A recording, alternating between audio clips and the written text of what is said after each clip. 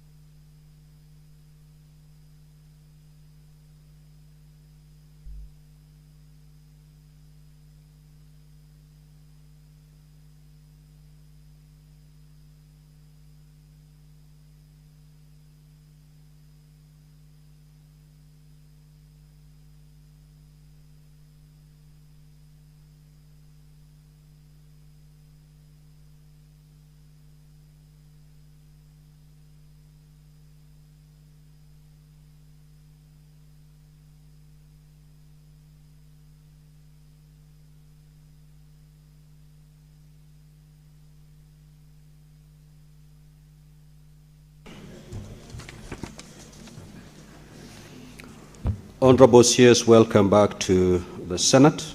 You are before plenary for purposes of responding to question number 047 by the Senator Hamida Kibwana. Honorable Senator, you may proceed to ask your question.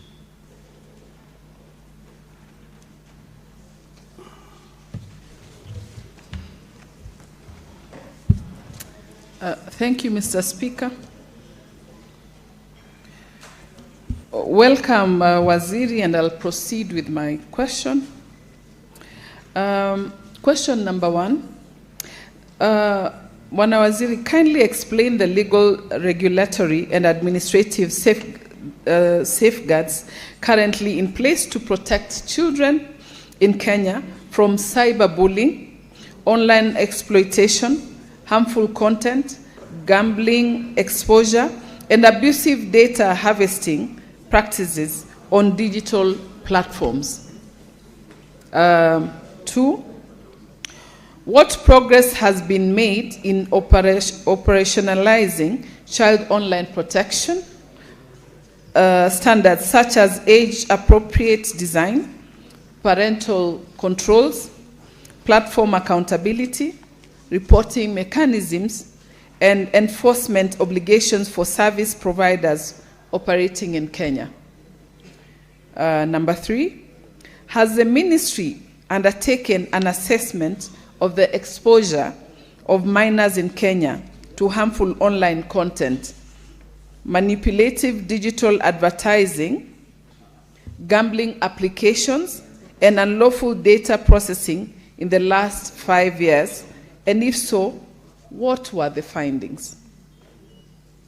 The last one, what plans are in place to strengthen Kenya's child online protection framework by drawing from comparative approaches in jurisdictions such as the United Kingdom, Australia, and European Union on platform duties, child safety by design, and age assurances systems. I thank you, Mr. Speaker.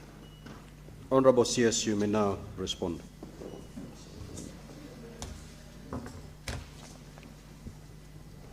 Thank you, Mr. Speaker, and good morning.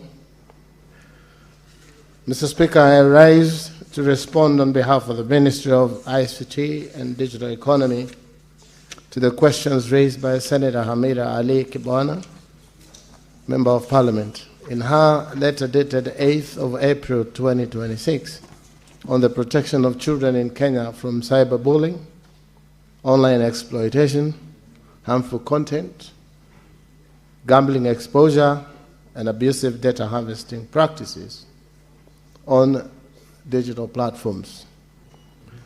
Mr. Speaker, before I develop the substance of the ministry's response, however, permit me to convey the apology of my ministry and my own personal apology for not having appeared before this House on the 29th of April 2026, the date originally appointed for the laying of this response. I am grateful to the Chair and to this House for the accommodation now granted. Honourable Senators will recall that the date in question fell within the Connected Africa Summit 2026, which the Government of the Republic of Kenya had the honour of hosting at the Edge Convention Centre in Nairobi from 27th to 30th April 2026. As aligned Cabinet Secretary, the Minister of Information, Communication and Digital Economy... Honourable CS, I do note that your response is fairly long. Now that you've already circulated the written response to the House, I would urge you to paraphrase so that we save on time. Mr. Speaker, thank you. I'm guided. Thank you. But allow me to do... I have done a summary. The main response is about 30 pages. I've done a summary of about 10 pages, which carries the substance. As I was saying, Honourable Chair, I trust that the House will appreciate that neither of these engagements, the ones I have just referred to, but I hope I have gotten the indulgence of the House to proceed with the substantive matter. Proceed, CS. Mr. Speaker, I wish to, at the onset, to thank the Honourable Senator bringing this matter before this House. The questions she has posted go to the heart of the constitutional obligation owed by the state and by all of us to safeguard the dignity, privacy, and welfare of our children. Indulging, and indeed especially in the digital spaces in which they now live, learn, and play. Honourable Senator, the Honourable Senator has asked 4 substantive questions. She has asked first, what legal, regulatory, and administrative safeguards are presently in place? She has asked secondly, what operational progress has been made on age-appropriate design, parental controls, platforms accountability, reporting mechanisms, and enforcement. She has asked thirdly, what the ministry has, in the last 5 years, assessed the exposure of our children to these harms. And she has asked, fourthly, what plans we have to strengthen the framework, drawing from the experience of the United Kingdom, Australia, and the European Union. Mr. Speaker, the position of the ministry is twofold. It's Madam Speaker, CS. I noticed the change, beg your pardon, Madam Speaker.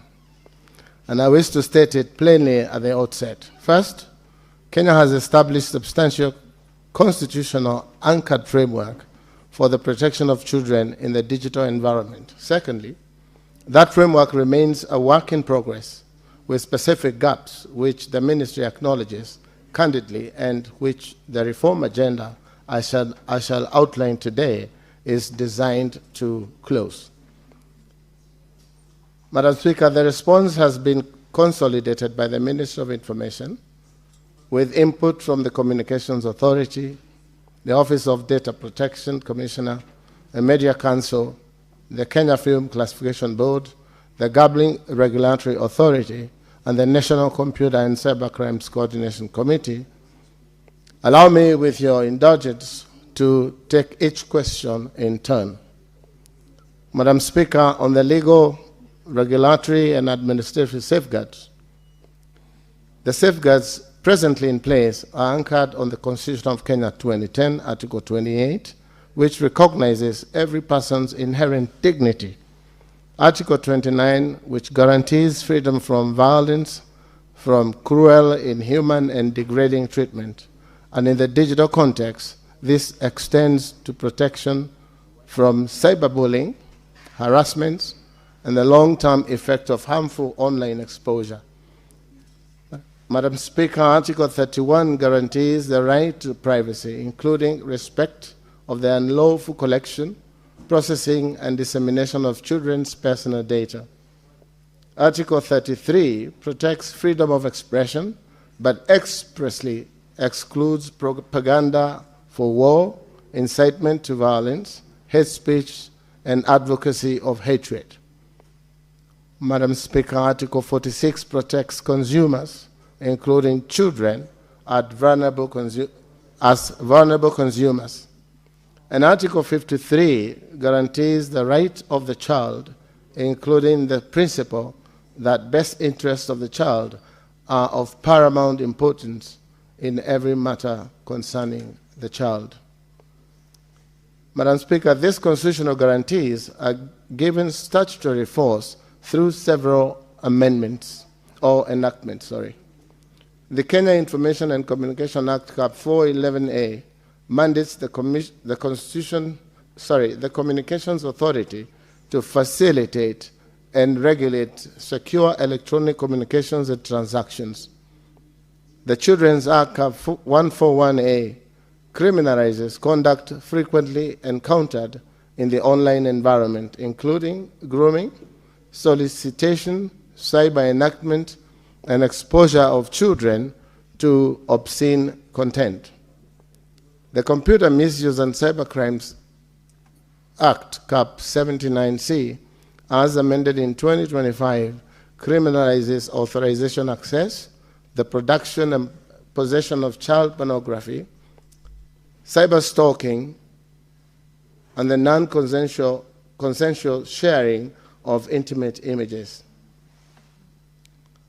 The Sexual Offences Act, Cap 63A, addresses sexual exploitation, including in its online manifestations. The Data Protection Act, Cap 411C, provides heightened safeguards for the processing of children's personal data, requiring parental or guardian consent and prohibiting the profiling of children for direct marketing purposes. The Gambling Control Act of 2025 prohibits persons under the age of 18 from participating in any form of betting or gambling or gaming. And the Films, Stage, Plays, and Publication Act, Cap 222, empowers the Kenya Film Classification Board to classify audiovisual content, including content distributed through digital and online channels. Madam Speaker, this statutory framework is operationalized through 3 regulatory instruments issued in 2025, which constitute the heart of the present regime. They are the Industry Guidelines for Child Online Protection and Safety in Kenya, 2025, issued by the Communication Authority, the Code of Conduct for Media Practice of 2025, issued by Media Council of Kenya, and the Kenya Information and Communication Regulations Telecommunication Service Subscribers Regulations of 2025. Together, these instruments require age-appropriate design, default high privacy settings, parental controls, content moderation, watershed period restrictions, and parental or guardian involvement in the registration of minors on telecommunication networks. Madam Speaker, the consumer protection regulations are presently under review and undergoing public participation. Honorable Senators, the institutional architecture of the enforcement of these frameworks was classified by the High Court in 2024 decision in Kenya Union of Journalists versus Communications Authority of Kenya and another. Following that judgment, the position is now settled. The Media Council of Kenya leads on media content standards under Article 34, subsection 5. The Communications Authority retains responsibility for sectoral regulation. Senator Halwale, what's the point of intervention? Madam Speaker, almost 10 minutes into the minister's response, the minister is merely citing the relevant articles of the Constitution and the relevant acts. The purpose of the question is for him to tell us what he's doing with persons and organizations who are providers of ICT so as to protect our children. The laws he's reading were enacted in this parliament by him and myself. Tell us what you're doing with the persons and organizations who are providing this service. Senator Halwale, your intervention is noted. Honorable Sears, kindly get to the gist of it. I think the response is very extensive in terms of citing the statutory provisions. I think the mover of the question wants to know why we continue having issues regardless of what you're citing in terms of the regulations and the law. Maybe you want to move quickly to explaining what is being done, so that members can also ask the subsidiary questions. Thank you. Indeed, Madam Speaker, I am trying very much to answer the questions as asked. I was not only citing the law itself, which I'm aware, and I was struggling with the first question, which was asking what laws. I explained the laws themselves, the regulations, and the amendments that we have done, and what it is that we are. I may just run to I may avoid that part. Allow me to proceed. On the operational progress and the empirical code, Madam Chair, Madam Speaker, I now turn to the Honourable Senator's second question, which is what operational progress has been made. I wish to take the unusual, but I believe necessary step of laying before this House the empirical record of regulatory enforcement during the period under review.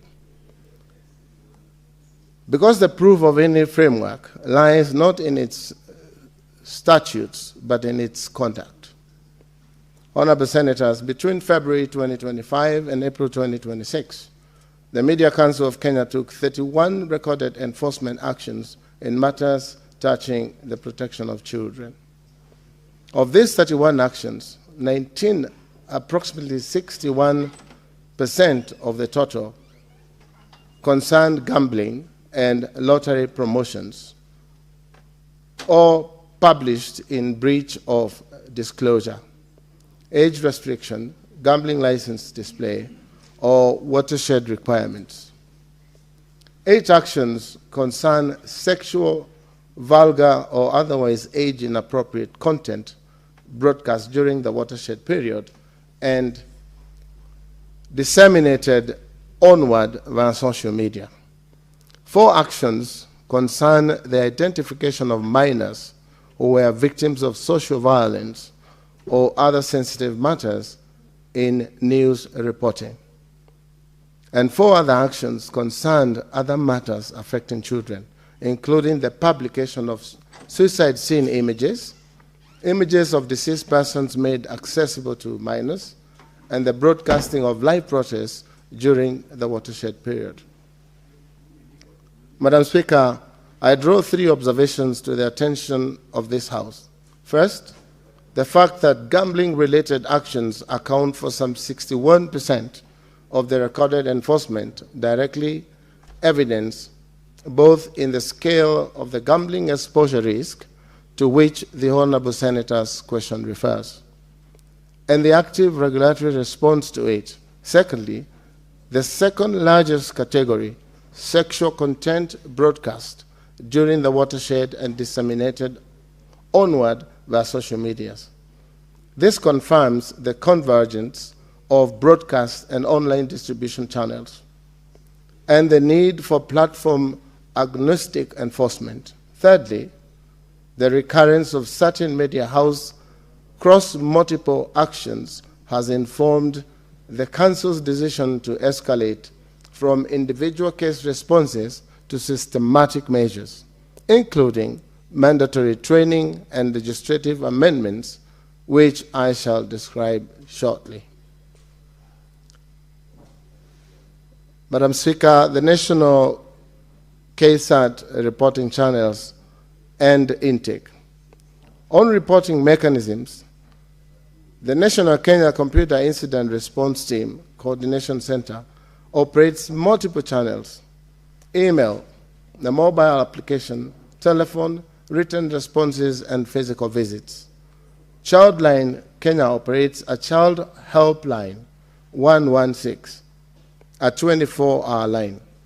The National Center operates a digital forensic capability that supports the investigation and prosecution of cybercrimes, including online child sexual exploitation and abuse. Madam Speaker, on intake, in the first quarter of the financial year 2025-26, the National Center recorded 8 reports of child abuse. And in the second quarter... Honorable CS, allow me to guide, let the members note the detail of your report. I realize the timing for the question is coming to an end, so you might want to summarize a bit more and just refer the members to the Madam Speaker, relevant paragraphs. Yes, thank you. Thank you. Thank you for the guidance. I have offered, both in print and soft copy, my executive summary of what I have been trying to capture, which I was in page 8 or 15. So you may note, senators, that honourable senators, that the Office of You Data... probably want to say something on the third and the fourth questions. I think the response to the second question is quite comprehensive. Yes. And I think members can read the detail for themselves. You probably want to say something about the third and the fourth question. I've guided Madam Speaker. Honourable senators, on the issue of assessment of minors' exposure, the Honourable Senator has asked whether the Ministry has, in the last 5 years, undertaken an assessment. I must be candid with this House. The Ministry has not, in the last 5 years, commissioned a single dedicated published national assessment covering all 4 vectors raised by the Honourable Senator. I acknowledge this gap, and I do not seek to minimize it. The Communications Authority of Kenya has accordingly commissioned the University of Nairobi to undertake the National Security on Child Online Protection and Safety in Kenya. In the interim, however, the Ministry does not come before this House empty-handed. The evidence available drawn from the State of the Media 2025 survey, that report of the Media Council of Kenya, from the Distracting Harm in Kenya study of 2022, the National KSAT quarterly report, and from the Compliance Engagement of Office of the Data Protection Commissioner. The State of Media 2012 survey report documents all these issues, Madam Speaker, and they are available in our detailed response, which is 40 pages, I think. Madam Speaker, this is the finding I commend most particularly to this House. 63% of Kenyans are unable to identify content generated by artificial intelligence. 63% of our children are interacting principally with digital mobile-first, algorithmic curated platforms with a limited editorial oversight against a population baseline that is not equipped to identify manipulated synthetic media. This is the risk landscape in which the safeguards of the Honourable Senator's question must be made to work. On gambling, exposure specifically, the data from the Office of the Data Protection Commissioner is striking.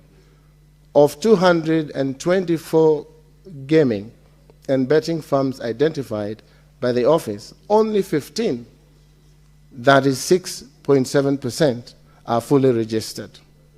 13 firms are particularly registered, partially. 5 hold expired certificates. Action needs to be taken on this end, and the ministry is engaging the Office of the Data Protection Commissioner and the Gambling Regulatory Authority on a coordinated enforcement push, and the ministry will report progress to this House as it comes through. Madam Speaker, on the plans to strengthen the framework, I turn finally to the Honourable Senator's fourth question. What plans are in place to strengthen the framework? Drawing from comparative approaches in the UK, Australia, and the European Union, the comparative analysis is set out in full at Annex 3 of the principal statement. Drawing on that analysis, the ministry has settled on 8-plan reform agenda, Madam Speaker, which are detailed on my summary and on the main report. And 3 candid acknowledgements I would like to make, Madam Speaker. The ministry owes this House 3 further candid acknowledgements. First, the 2025 amendment to Section 6 of the Computer Misuse and Cybercrimes Act, effected by Section 3 of the Act number 17 of 2025, which would have expanded the powers of the National Computer and Cybercrimes Coordination Committee to render websites and applications inaccessible where they promote inappropriate sexual content involving minors, terrorism, regulations, extremes of cultism, has been challenged in the High Court, and interim conservatory orders have been issued suspending implementation of that amendment pending determination of the petition. The ministry respects the judicial process and will act in accordance with the orders of the court. Secondly, Madam Speaker, Kenya does not yet impose a statutory duty on online platforms to publish periodic transparency reports on takedowns, complaints, content classifications, or recommended system risks. Closing this gap is the principal purpose of the proposed Kenya Online Survey Bill. Thirdly, Madam Speaker, the data handler registration deficit is in the gaming and betting sector, to which I have already referred, requires concerted efforts. The ministry is coordinating the Office of the Data Protection Commission and the Gambling Regulatory Authority on this work. So, Madam Speaker, in summary, our ask as a ministry to this House: against that practice, the ministry makes 4 respectful asks on this Honourable House. Ask number 1, Madam Speaker, is that the House receives this statement and that it allows the ministry to revert the findings of this national survey on child online protection and safety in Kenya on conclusion of the field, on the field work. Secondly, Madam Speaker, I ask that this House engage substantively with the legislative components of the reform agenda, and in particular, the Kenya Online Safety Bill and the proposed amendments to the Media Council Act, Cap 411B, when those instruments are introduced. Thirdly, Madam Speaker, is that this House supports the interagency compliance and inspection cycle through its relevant standing committees. And finally, Madam Speaker, is that this House take note of these litigations in respect of the Section 6 of the Computer Misuse and Cybercrimes Act, with constraints, which constrains the ministry present ability to compel the takedown of scope contact. In closing, finally, Honourable Senators, I thank the Honourable Senators for placing this matter on the floor of the Senate. The questions she has posed will outlast this Parliament. The harms to which they speak, to our children's safety, to their dignity or their privacy, to their right to grow up free, Exploitation is in these spaces in which they now live their daily lives admit of no partisan answer.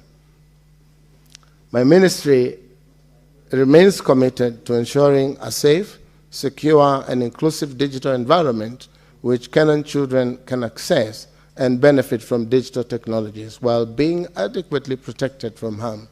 The ministry reaffirms its readiness to support the Senate in advancing legislative, regulatory, and policy interventions that safeguard the right and welfare of children in this digital space. I submit, Madam Speaker. Thank you, Honorable CS. Honorable CS, you may sit as you wait for the subsidiary questions by the mover, Senator Hamida.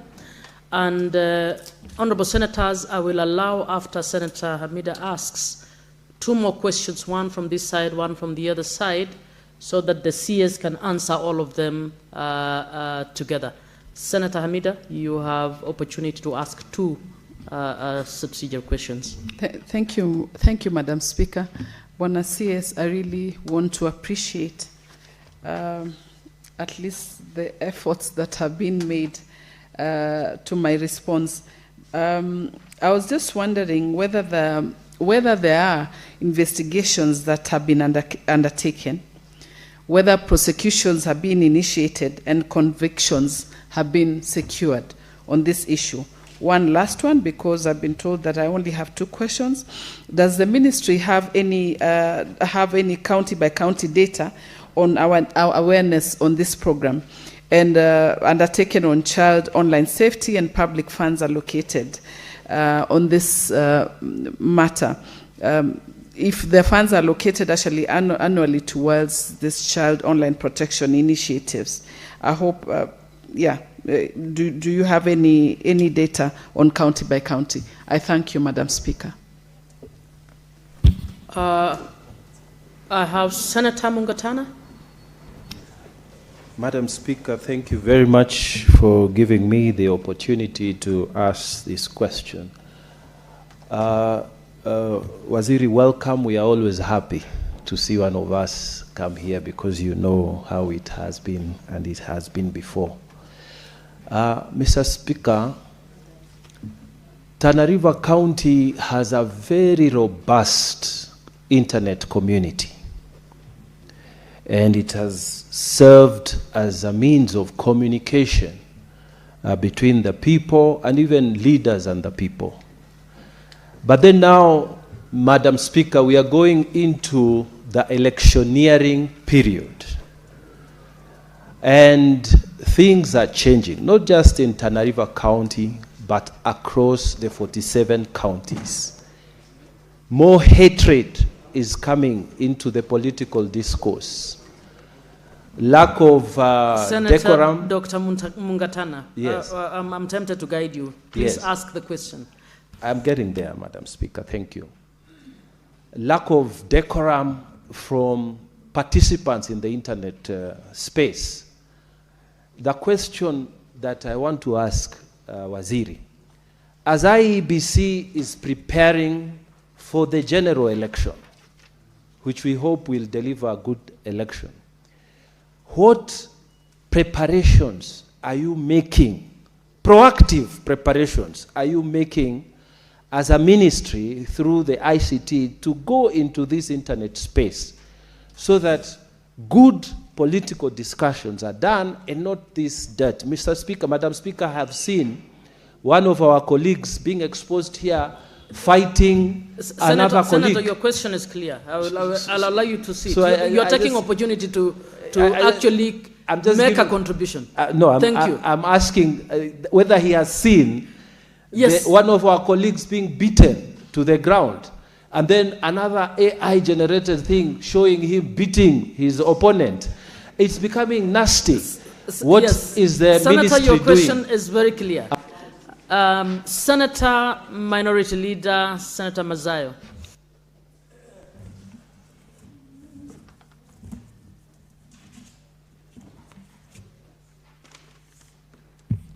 Asante,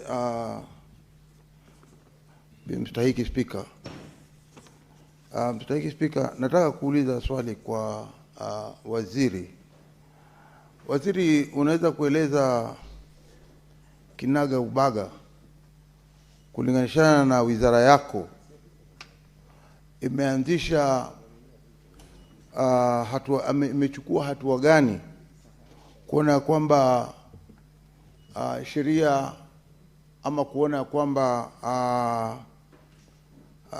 taratibu ya watu kufanya kazi katika wizara yako na hali ya mitandao haiwezi inaweza kusaidia? Ni sheria gani katika wizara yako imetengeza ili kuweza kutetea hawa watoto wetu ambao mara nyingi wanaangalia upande wa mitandao, inakuwa rahisi wa kuingia? Ni hatua gani katika wizara yako imechukua kuona ya kwamba itaweza kuzuia, kutetea na kuona ya kwamba watoto wetu hawawezi kuingia katika ukorofi kama huu ambao wanaangalia picha zingine za watu wazima wanafanya mapenzi na hawa ni watoto wadogo? Kwa hiyo tunataka kujua ni hatua gani wizara yako imeweza kuchukua kuona ya kwamba hawa watoto wetu hawaingii katika ile mitandao kama ile.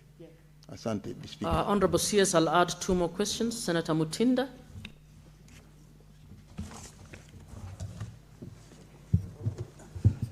Thank you, Madam Speaker.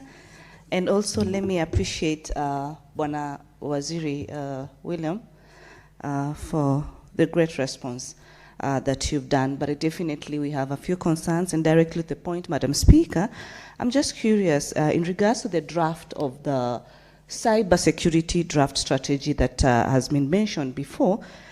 How many security professionals does Kenya currently need in terms of the opportunities that exist for our young people in the space of cyber security? And what's your take as the minister with the discussion that is in place? Senator Mutinda, the rule is 1 question and you've done the question. It's just the curriculum factor that just wanted to hear from the ministry if there's anything that is a second question. Is thoughts in terms of curriculum. Thank you, Madam Speaker. It's for our young people. Thank you so much. Senator Eddie Okech. Madam Speaker, thank you for the opportunity, and I've listened to the CS very keenly.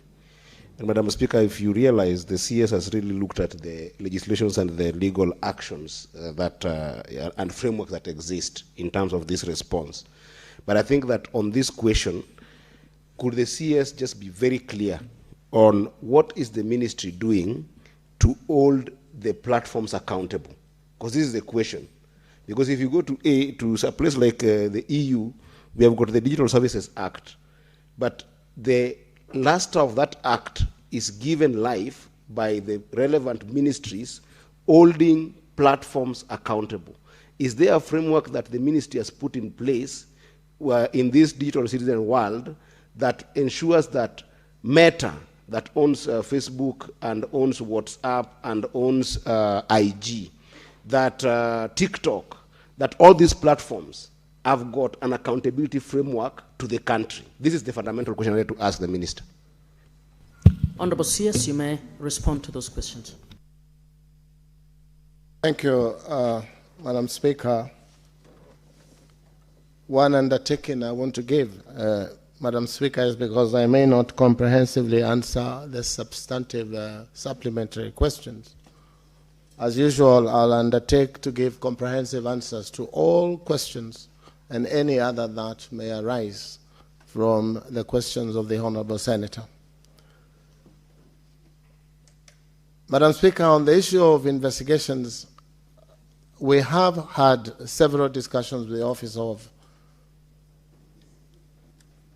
the DPP to give us information on the successes or failures of the many cases that they have forwarded. And Madam Speaker, that information is yet to come to us from the Office of the Prosecution Office, and I hope that by the time of close of the month, we shall have all the necessary cases prosecuted, their successes and failures and reasons thereof.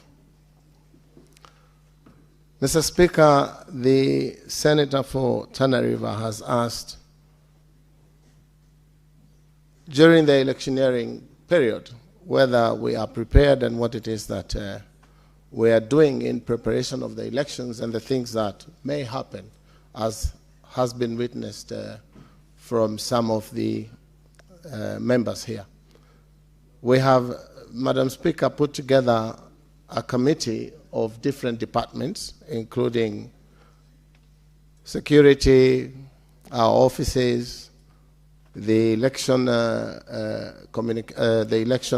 IEBC, to make sure that we are properly prepared during this period and going forward, that this becomes a continuous process, not only during elections.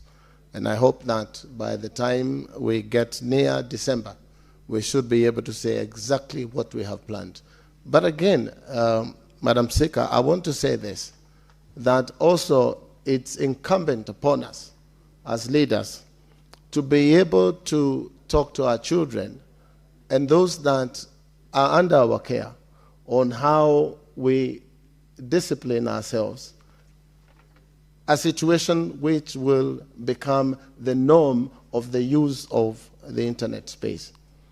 I say this cognizant of the fact that there are countries like the UK that do not have a constitution, but they have the modes of how they operate.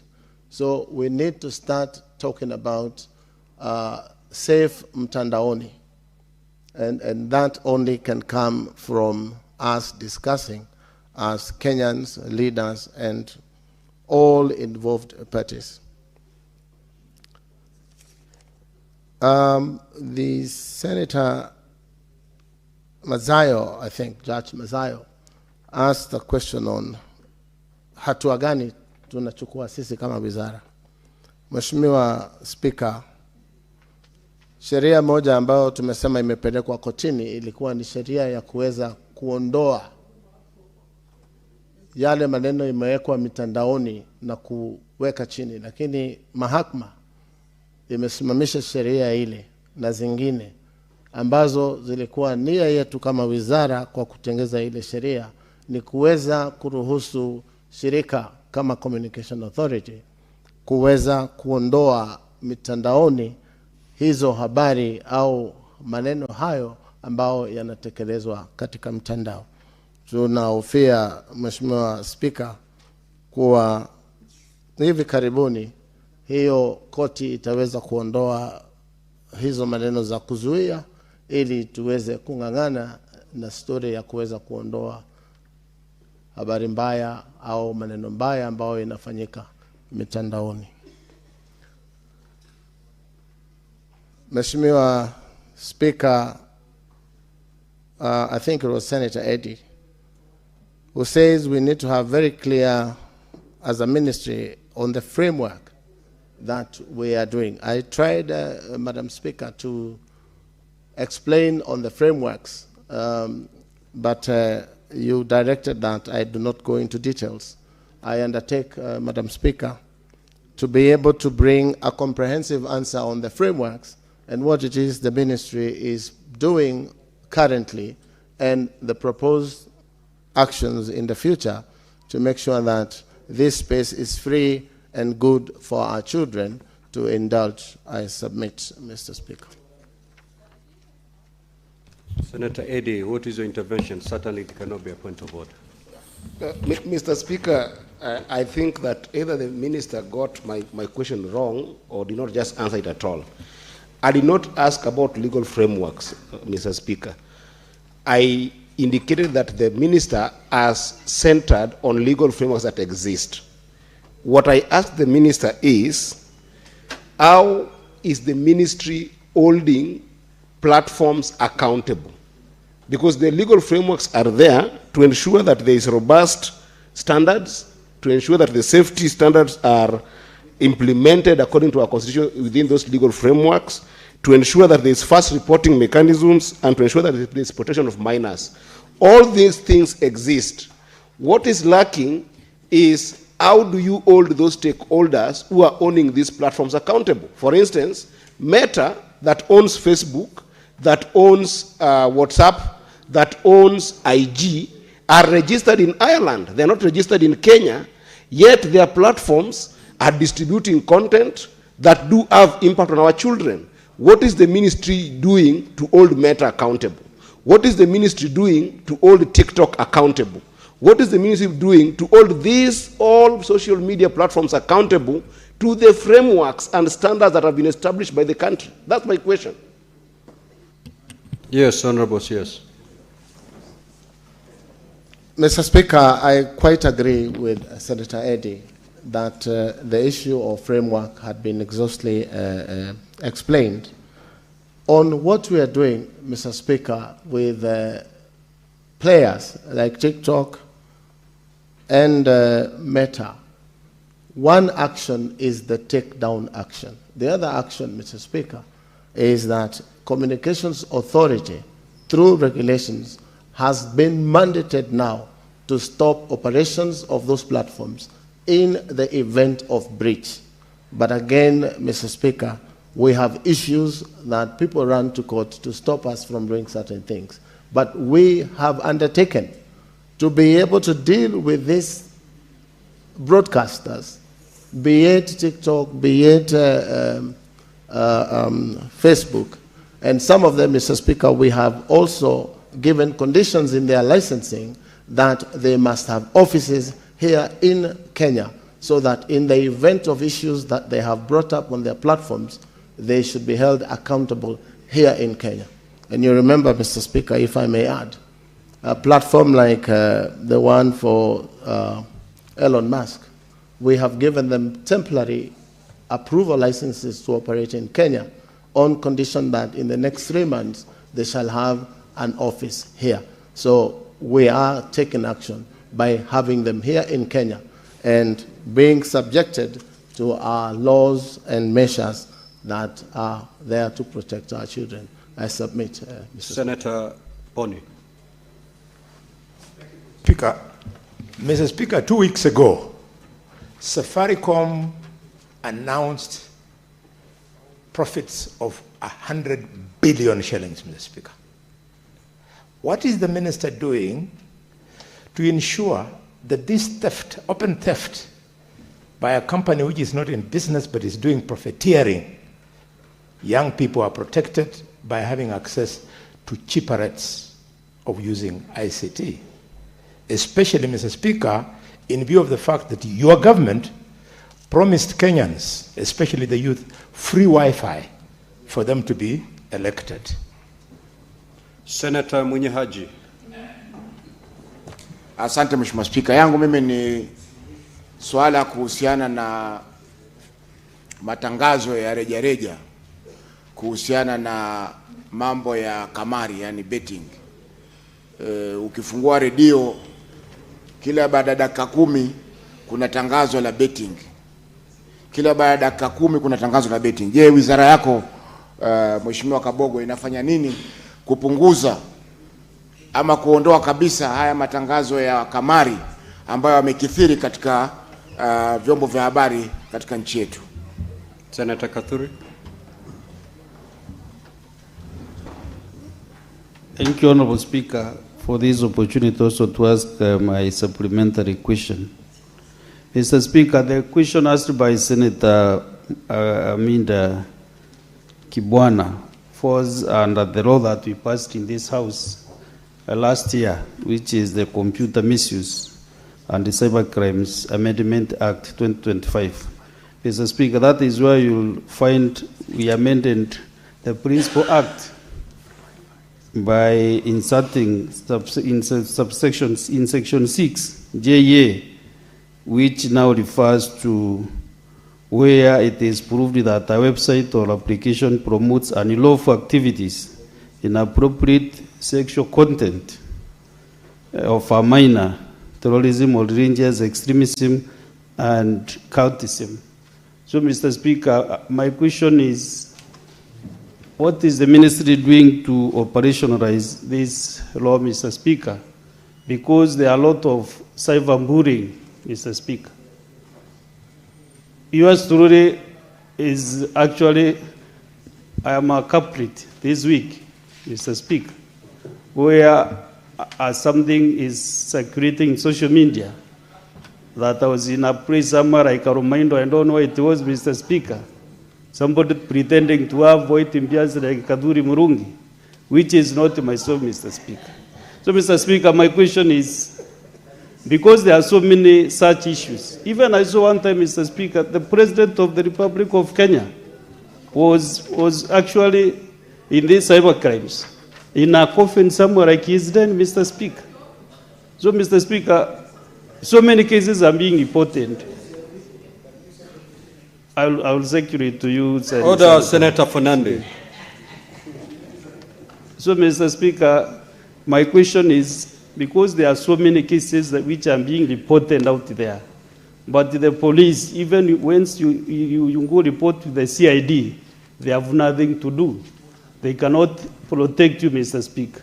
So, Mr. Speaker, I'm asking this question painfully, that I passed this law in this House, I voted for it, I'm now a culprit, and Mr. Speaker, this law is not even helping me, because I went to ask very senior CID officers, and they told me there is nothing much they can do, because they need a lot of technology so that they can identify the source, who was the principal source of these misuse, Mr. Speaker. Mr. Speaker, Senator Kibwana, even though she approached me yesterday, and it's like she knows who was the first person to do this thing. Because the questions she asked me yesterday, it's like they are so much reading. Like even she's aware who was this person who did this to me.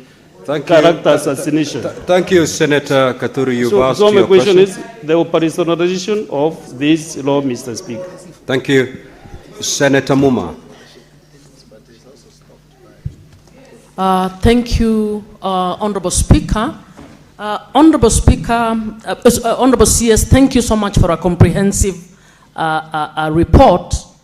But Kenya is becoming well known for good laws, good constitution, no implementation.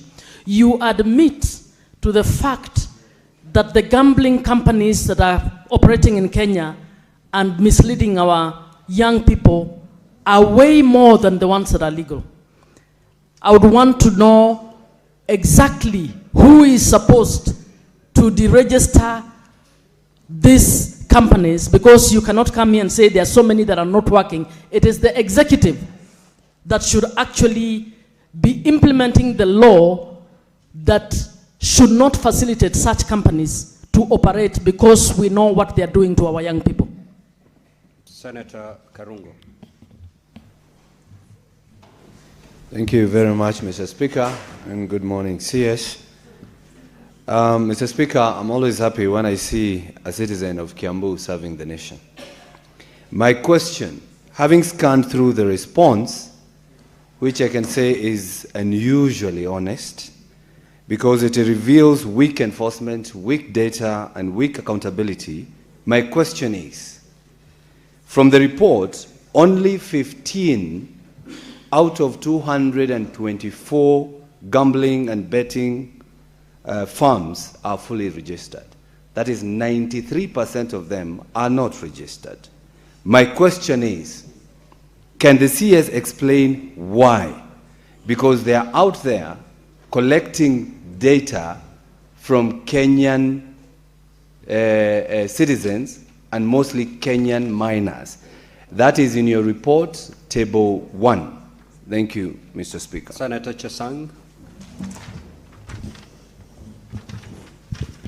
Thank you, Mr. Speaker.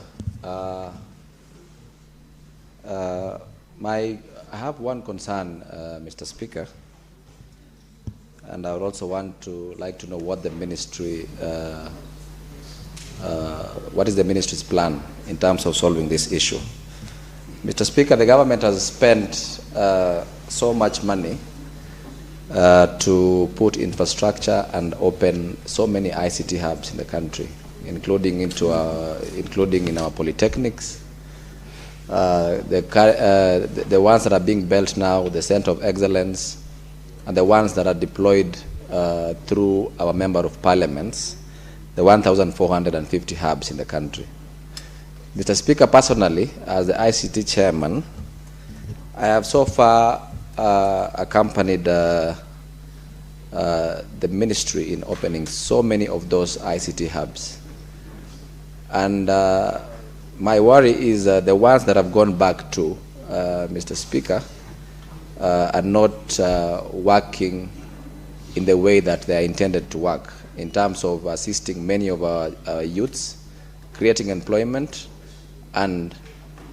Senator Allen, what is your question? I'm going and to avoid ask my making question. a speech. I'm asking my question.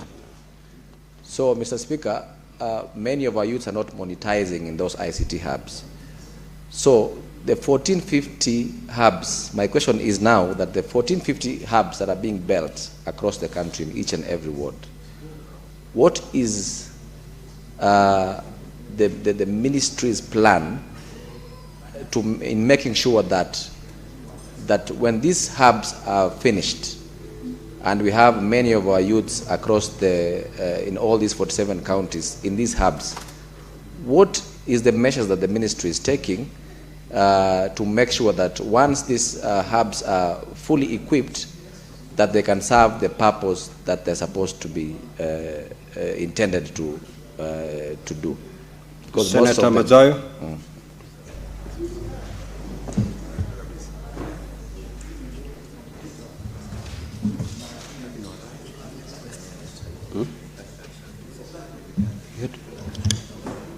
Already asked a question. Well, Senator Mazayo, I'm told you had already asked a supplementary question. Under standing order, you're only allowed one to ask one supplementary question.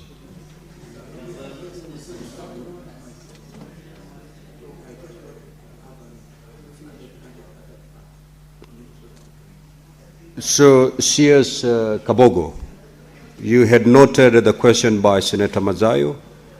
You need to clarify further because the Honorable Senator is saying it was inadequately responded to. You may proceed, CS. Mheshimiwa Speaker, swala la Mheshimiwa Mazayo nilijaribu sana kwa lugha yetu ya Kiswahili kujibu. I did it to the best of my ability as I sit here. But Mr. Speaker, as I started answering supplementary questions, I did give an undertaking that after we get proper questions on the handset, the ministry will undertake to bring a supplementary paper on all questions that are asked on the floor of the House. Mr. Speaker, on the question asked by the Honorable Boni on the issue of Safaricom, I'm afraid, Mr. Speaker, I am not aware of Safaricom making dubious profits. I probably would want to seek further guidance on that statement the Honorable Boni asked. But on the issue of Wi-Fi, we did promise, yes, Kenyans, that we shall put public hotspots. Initially, Mr. Speaker, only about 3,500 public Wi-Fi hotspots were working when I joined the ministry. And the problem that we have on the many that are not working is that sustainability issues were not considered during inception. And a team has been put together, Mr. Speaker, to make sure that we get a sustainable way of maintaining, because some of them is not even bills, it is just an issue of maintenance. What we have proposed and are doing now in the ministry on the issue of public Wi-Fi, Mr. Speaker, is to give this Wi-Fi business to the young boys and girls where they are, for them to maintain on a small fee of about 5 shillings for anyone who wants to use this Wi-Fi. It's now undergoing public participation between the ministry and other involved parties, so that we may actualize the issue of making sure that public Wi-Fi hotspots are maintained by young Kenyan boys and girls where they are. So I envisage, Mr. Speaker, that by the end of the year, we should have about 10,000 public Wi-Fi hotspots working and running in those public areas. Mr. Speaker, on the issue of betting kutoka kwa Mheshimiwa Haji, nilisema katika taarifa niliyopeana hapa, Mheshimiwa Spika, kuwa shida kubwa sana imetokezana na mambo ya betting, na 70% ya shida nyingi ambazo zinapatikana mitandaoni haswa zinakuja kulingana na mambo hayo ya betting. Tuna habari kwamba, Mheshimiwa Spika, hata vijana wengine hushikia wamama nyumbani kisu ampe 100 ili akaweze kwenda kufanya maneno ya betting. Kwa hivyo kipaumbele katika wizara yetu ya mawasiliano ni kuweza kufuatia sheria ambazo zimewekwa. Japokuwa changamoto, Mheshimiwa Spika, ni kuwa kila sheria ikiwekwa na ni sheria nzuri, wa Kenya hukimbia kotini haraka na kuweza kusimamisha. Lakini Mheshimiwa Spika, nipeane ahadi hapa katika bunge la Senate kuwa wizara itakabiliana na shida hizi zinaambatana na maneno ya betting vilivyo, ili tuweze kusaidia nchi yetu kusonga mbele bila shida hizi za betting controls. Mheshimiwa Speaker, on the other matter raised by the Honorable Katuri, a very serious concern, yes. Many of us have suffered. And this is what, Mr. Speaker, I expressed in my statement, that we already now have laws and regulations to be able to deal with this issue, especially one, the take-down part of it, which, Mr. Speaker, I have said we've been stopped by the current matter in court, and we hope that this matter will be cleared soonest for us to be able to take action. Also, Mr. Speaker, we have a committee between the ministry, the regulators, and the office of DPP to make sure that most of these cases are prosecuted ASAP. Again, we have a problem there because, as you know, our criminal procedure systems require certain procedures to happen as people are taken to for criminal prosecution, Mr. Speaker. From Senator Karongo, he asked, out of 224 cases of licensing, only 15 are fully licensed. The others are partially, I have explained there. But, Mr. Speaker, we've given the agencies 40 days to be able to make sure that those that are in the process of properly registering are registered within that period, without which their licenses should be cancelled, Mr. Speaker. And that is ongoing, Mr. Speaker. Senator Chisang asked on the issue of the 1,450 digital hubs and what plans we have. Mr. Speaker, we currently have trainings going on for young Kenyans who will be engaged as trainers to be taken into those digital hubs where they shall become trainers of trainers to train those that will be responsible for training young Kenyans who are using these digital hubs as platforms for digital economy. I want to tell the House that also recently we have engaged a company that is giving us 700,000 trainings to young men and women, which will be issued with certificates of online platform using. So the ministry is aware. We're also a little bit slow on the issue of completion of these digital hubs, and we have spoken to members of parliament to try and expedite the construction of these digital hubs.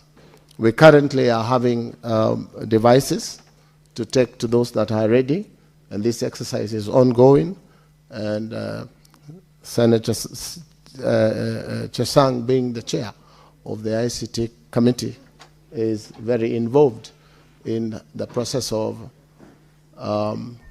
bringing these hubs to working. What was the other one? I think that's all, Mr. Speaker, unless I have missed any. But again, Mr. Speaker, as I said, I undertake to bring in, once we get the answer to get the proper questions, we shall bring in a substantive answer for each and every one of them. I submit. Yes, Senator Kathuri, what's your intervention? Honorable Speaker, I'm not sure whether you attempted to answer my question. So maybe you can do that before he leaves. Mr. Speaker, this is the one that I said we're having issues on taking down those things that, for example, what I have seen that you referred to because of the current court case. We are trying to lift that ban in court so that we can start doing it. But our hands are tied at the moment. But between us and the regulators and those that are involved, there is something the ministry is doing to make sure that we can put a stop to them before they are aired. And that is happening. Again, not trying to circumvent the matter that is before court, Mr. Speaker. But again, I said we shall try and make sure that you have comprehensive answers to each and every question. And we even ask those that had supplementary questions that they didn't ask, if they can be forwarded to the ministry, we shall be more than willing to answer, Mr. Speaker. Thank you, Honorable Sears. You may now take leave. Honorable Senators, we will move to question number 027 by the Senator for Kisumu County, the Honorable Tom Ojenda.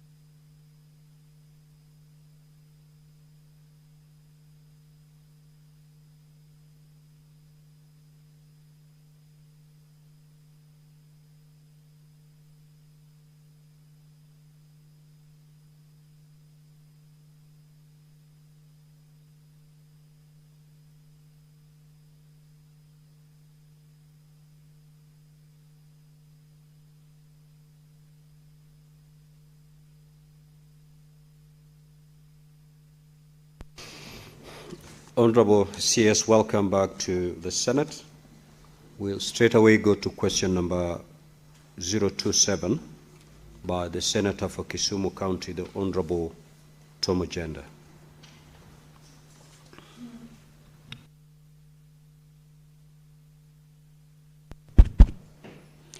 Thank you, Honorable Speaker. I'm Senator Beth Siengo, standing in for Senator Professor Ojenda. The question goes, Could the Cabinet Secretary outline the measures the Ministry has adopted to cushion small-scale traders against eroded profit margins caused by the rising cost of essential commodities? Part B.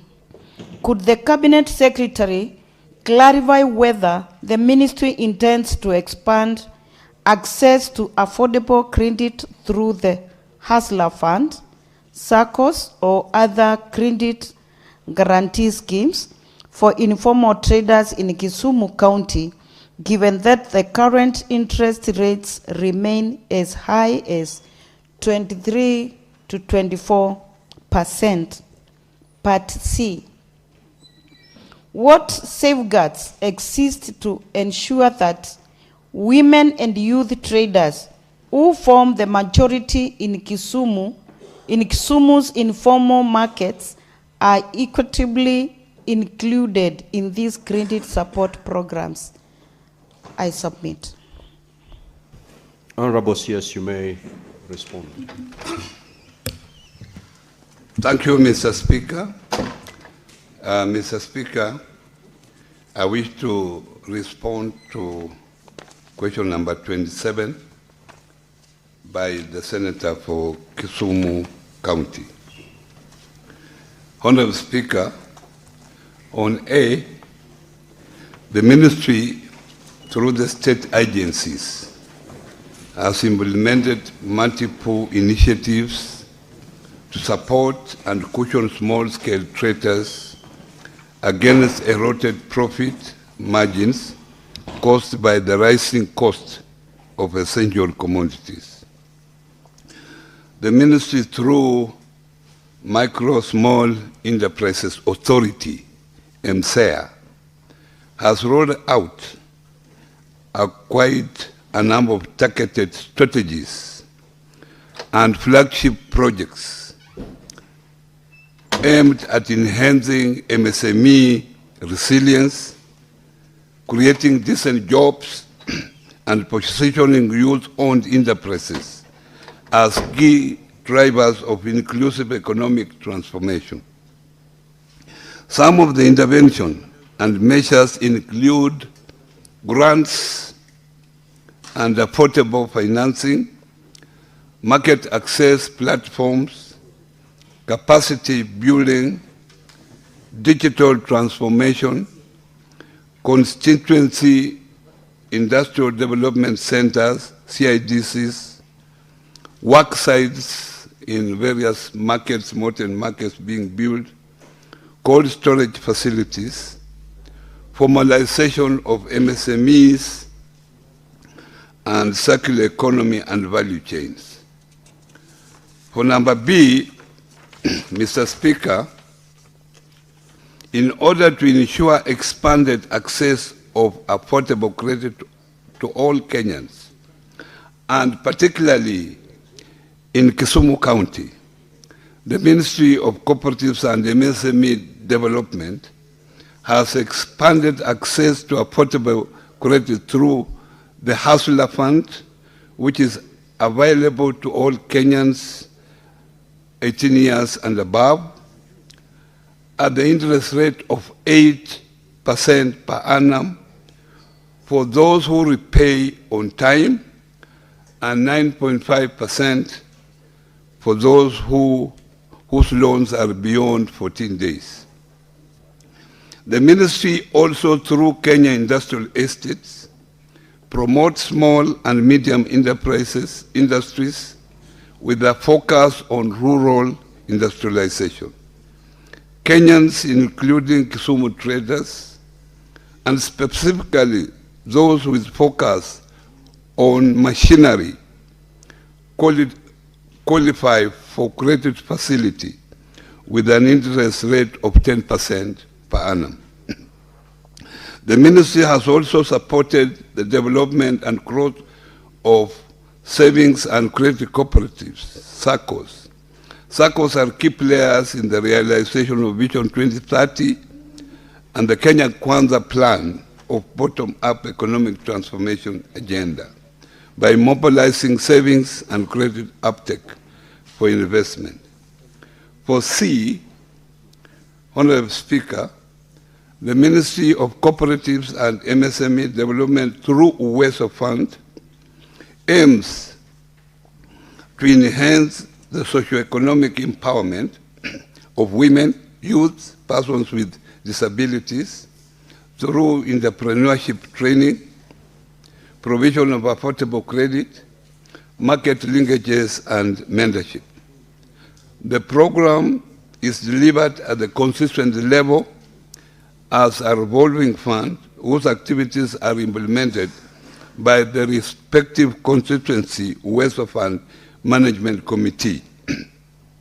The fund has provided affordable credit amounting to 197,984,000 to 2,212 groups, 1389 women groups, 745 youth groups, and 78 groups of PWDs. These groups have benefited with Kenya shillings 130,669,440 to women groups, 60,453,285 to youth groups, and 6,861,275 to PWDs groups. A total of 35,241 individuals have also benefited from the fund. The fund provides training of the beneficiary groups before they are issued with loans.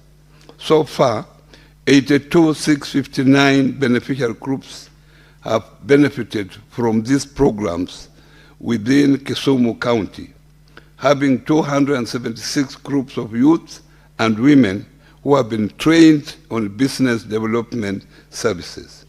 This builds the skills of entrepreneurship and enables the groups to take advantage of procurement opportunities provided through access to Government Procurement Opportunities Act. Honorable Speaker, all these initiatives and many more have not fully addressed issues such as sector-specific support, associations alignment, and a comprehensive engagement structure.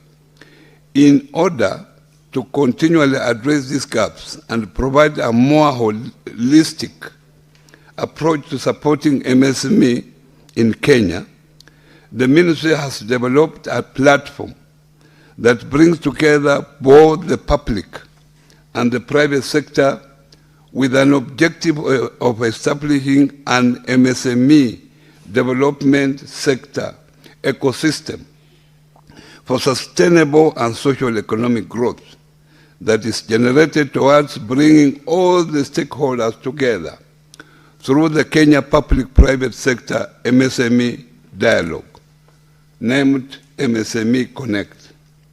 Already, the engagement with MSME have been done with 5 counties, with one held in Kisumu on 28 November 2025, with the participation of over 1,000 enterprises.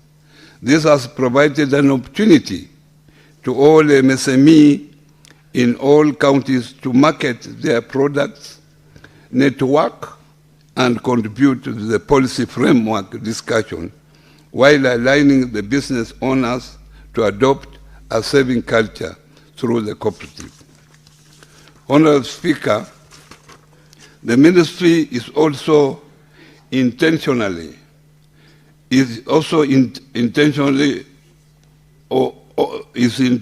facilitating reliable markets for MSME goods and services through national, regional, and cross-border trade fairs, and as such expanding revenues, reduce risks, and generate jobs by enabling MSMEs to scale up. To this end, the Ministry hosted the East African MSME Trade Fair from 7th to 16th November 2025 in Nairobi, which hosted over 5,000 participants across the 8 East African community countries. who exhibited their goods and services. During the trade fair, the ministry held a high-level ministerial meeting with discussions centered on access to finance, digital transformation, access to market, and clean competitiveness. And thereafter, a declaration was announced and signed off by the stakeholders. Honorable Speaker, I thank you once again and I submit. Senator Beth Siengo, do you have any supplementary question? Thank you, Honorable Speaker. My supplementary question goes to the CS and it's on Kitui County. Women and youth traders in Kitui County face exploitation by middlemen and brokers, and their SMEs are not supported. What interventions has the ministry put in place to protect them and take them through training for capacity building to enable them access markets directly and affordable credit support programs as well? Thank you. Senator Mungatana. Thank you. Asante Bwana Spika kwa kunipa nafasi na mimi ni ulize swali. Waziri, swali langu ni kuhusu hizi senti ama pesa ambazo zinatumika kwa women empowerment na kusaidia wale ambao wanaishi na disability. Hii pesa katika Kisumu umesema ni milioni 197 na shilingi kadhaa.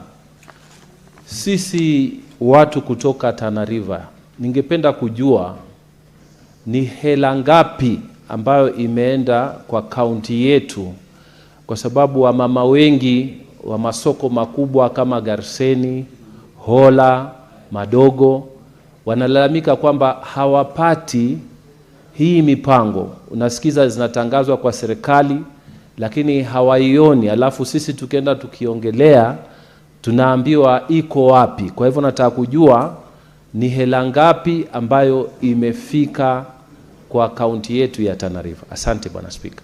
Senator Edi Okech. Thank you, Mr. Speaker, and it's good to see the CSC again today. Bwana CS, there has been a lot of challenges to SMEs in the recent past in the wake of flooding disasters, where you find that a place like Migori County, and even to some extent places like Budalangi, floods have wiped out the simple assets that small and medium enterprises depend on to do their businesses. It takes years for these small and medium enterprises to actually build these small assets to make sure that they can be able to progress with their businesses. What is the ministry doing to intervene, not with credit facilities, but with flexible capital, to intervene and help those traders in Migori Market or even in Kabuto and Sori, places like Budalangi in Western Kenya, so that these small traders can be able to regain their cadence in terms of doing their businesses just by acquiring simple assets to continue with their businesses, especially because even Met has said that in the next seven days, we are still going to experience the same kind of floods and rains that could even affect these markets that we have that are small in our communities. I thank you, Mr. Speaker. Senator Chiranke. Thank you, Mr. Speaker, and it is good to see my neighbor, CS Oparanya. Mine is on the issue of Hustler Fund, Nyota Fund, Youth Fund. Mr. Speaker, he has indicated in response to the issue of access and the high interest rates on the commercial bank loans. My issue, Waziri, as a ministry, do you have intention either to waive these interests, to give them an holiday in terms of payment, or even cancel or absorb some of the loans, not only in Kisumu County, but across the country, Mr. Speaker? I yield back. Senator Wakwabubi.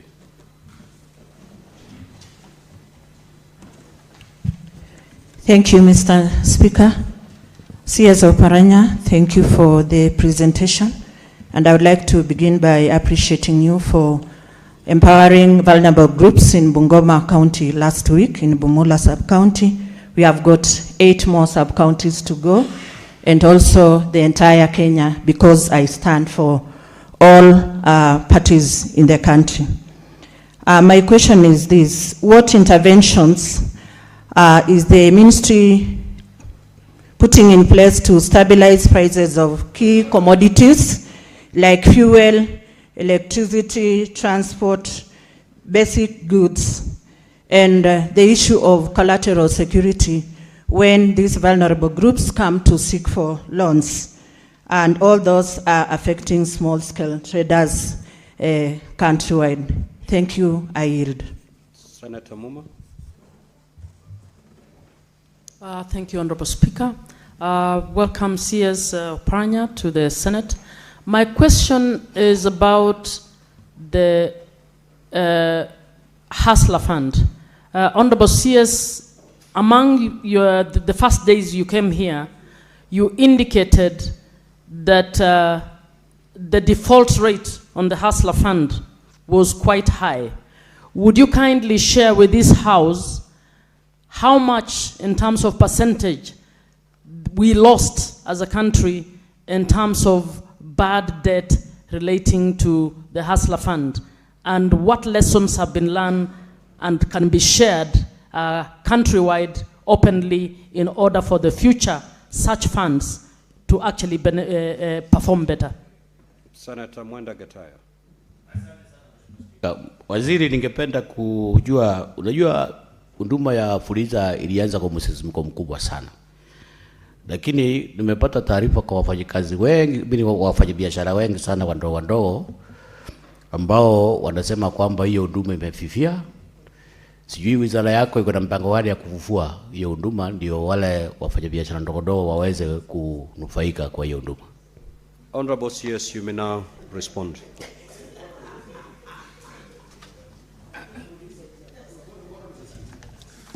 Thank you. Thank you, Mr. Speaker. Mr. Speaker, Senator Siango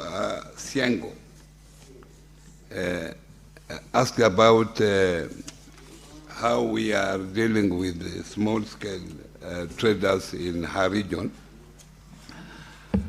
Let me, Mr. Speaker, say here categorically that the interventions that I mentioned are countrywide. We do not segregate for a particular region. Organization of these groups, we sensitize them. We have officers all over the country who sensitize these groups, who are there to make sure that when these groups are together, they are registered under MSEA. That is the process we call formalization. And each sub-county has an officer from MSEA to ensure that those groups are put together, they are registered, and they are trained. After being trained, it is up to those groups to make sure that they apply facilities amongst the funds, the many funds that have been created by the government. Thereafter, if they get the funds, Mr. Speaker, then we go in to train them for financial literacy so that they are able to know how those groups would manage their finances. This we have done it countrywide, but as I mentioned, we have also the MSME Connect. This is a forum where we involve, as a government, we involve private sectors. People, there are private sectors who are also dealing with these small traders. We have NGOs who are there.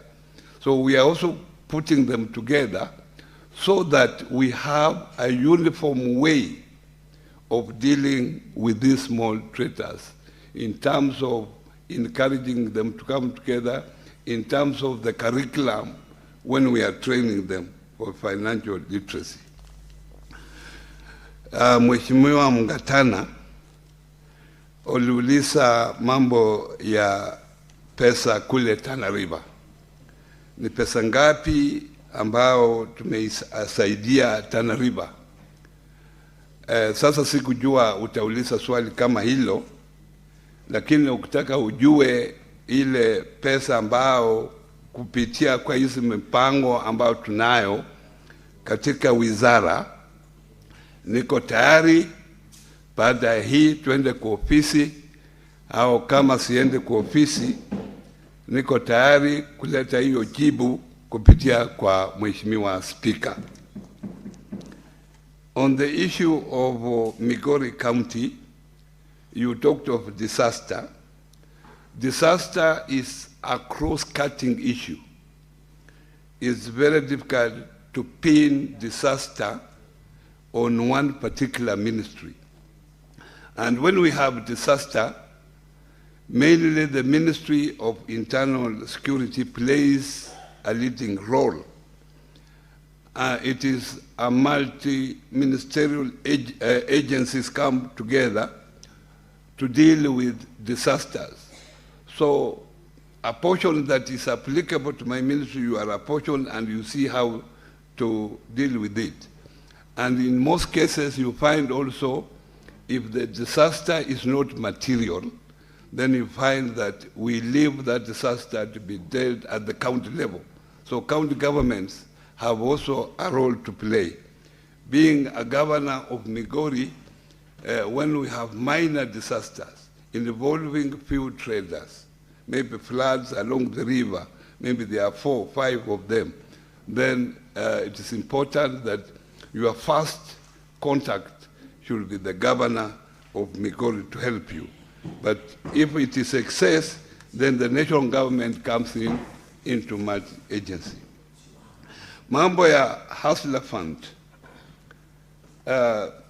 Hustler Fund, at the moment, it is a very successful fund, I can tell you.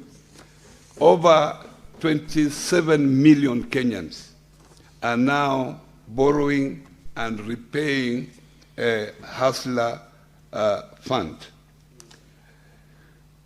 The senator says that we give them a holiday, that we waive.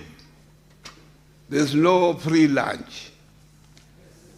This money is given for these people to do business. And as you know, government does not do business. The government also sometimes borrows this money from elsewhere to make sure that they cushion these traders, and the government has to pay with even a low interest rate. However, Uwezo Fund is interest-free. Uwezo Fund, where we encourage groups to come together, work together, we train them.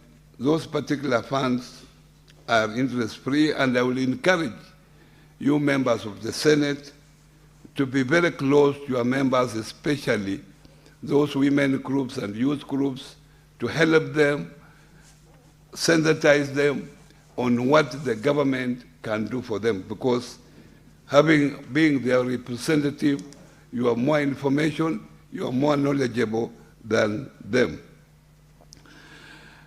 Now, on the issue of the nominated senator from Bungoma, thank you, Senator, for attending my functions when I was there, where facts have been misrepresented. But I thank you for coming. Stabilization of prices is something that cannot be approached for one ministry. It is a whole government approach. But the Ministry of Finance plays a key role in stabilizing monetary issues, fiscal issues. Also, the role of central bank is very critical.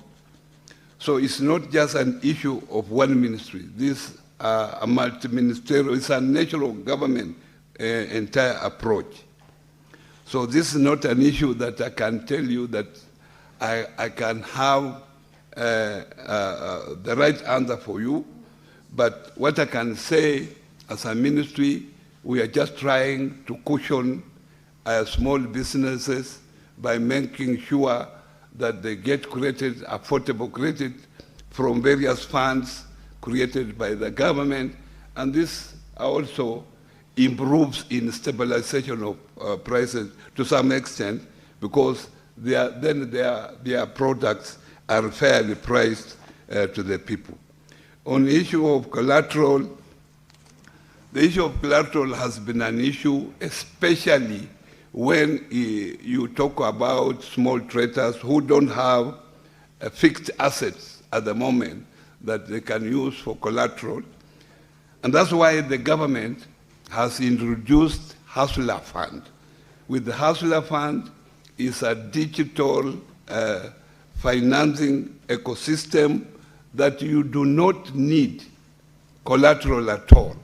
And Hustler Fund now, if you are a good borrower, you borrow and you repay. Now you have a limit of borrowing up to 150,000 shillings, which you can borrow at very low interest rate, but no collateral at all.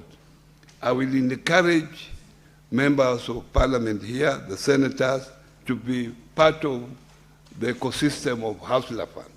Because unless you are in need, then you cannot educate other members of your members of your community. On the Hustler Fund default rate, usually when a new thing comes up, people rush to test to see what is in there. And this is what happened with Hustler Fund. Quite a number of people who came in, about 7 million came in, borrowed, and some disappeared. We have been talking to these people, and I can assure you that some of them have been able to pay. But it is not all lost. We are encouraging them that please pay, and when you pay, your credit limit is enhanced, and so you are able to borrow more. And in any case, if we want to follow them legally, we have the ID numbers, because the borrowing is attached to ID numbers, so all is not lost. I can say we have not lost, but there are small pairs. At the moment, the default rate is very, very low. Out of that, what is borrowed, 90% is paid within the expected period. Naye mheshimiwa Senator wa mwisho aliuliza mambo ya Fuliza. Unajua Fuliza haiko chini ya national government. Fuliza hiyo ni mambo ya Safaricom ambayo mimi sijui. Mimi mambo yangu ni Hustler Fund. Kwa hivyo ikiwa mambo ya Fuliza, nafikiria tulikuwa hapa na ule ICT CS angekusaidia kwa hayo. Mambo yangu ni Hustler Fund. So ukiwa na maswali ya Hustler Fund, niko tayari kuwajibu. Asante. We will now move to question number 35 by the nominated Senator Beth Siengo. However, before I allow the Senator to ask the question, allow me to make this communication. Now, honorable senators would like to acknowledge the presence in the Speaker's gallery this morning, of a visiting delegation of the former Kenya Planters Cooperative Union, KPCU, staff and farmers.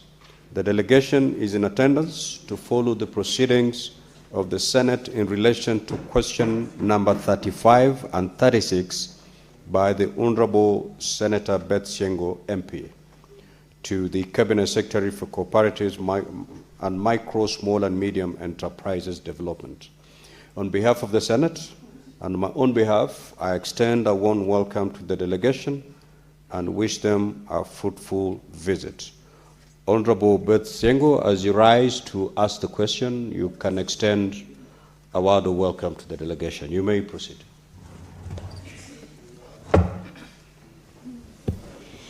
Thank you, Honorable Speaker, for giving me this opportunity. I take this chance to welcome the guests who are seated to follow the proceedings and the answer to the questions that I've raised, because they are directly affected by this.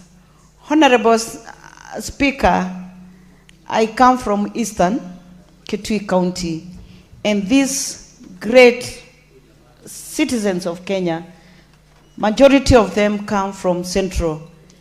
This is a message to say that Kenya is one, and we need a united country. Feel welcome, follow the proceedings. I'm happy that you got time to be here. Thank you, Mr. Speaker. Now going to my two questions.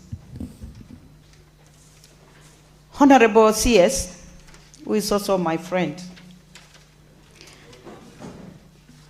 I have this concern for Kenyans who have served in this country, and they have been following their dues, as my question goes.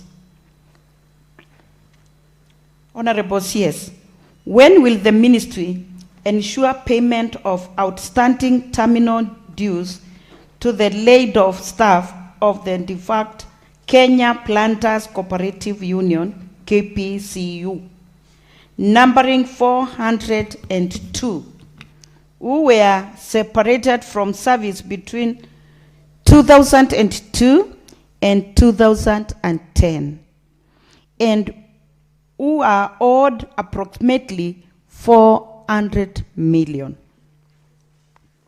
B, could the Cabinet Secretary state whether the ministry has comprehensive payment schedule for settlement of the said staff dues, indicating timelines, amounts payable, and beneficiaries, and whether the schedule provides for interest accruing from the date the payments fell due, including timelines for payment of such interest. Honorable Speaker, I don't know whether I'll leave it at that, because the following question is also mine. Are they related, so that the Honorable CS can take them at once? Okay, let him respond to that, then I'll ask the second. Honorable CS, you may proceed to respond.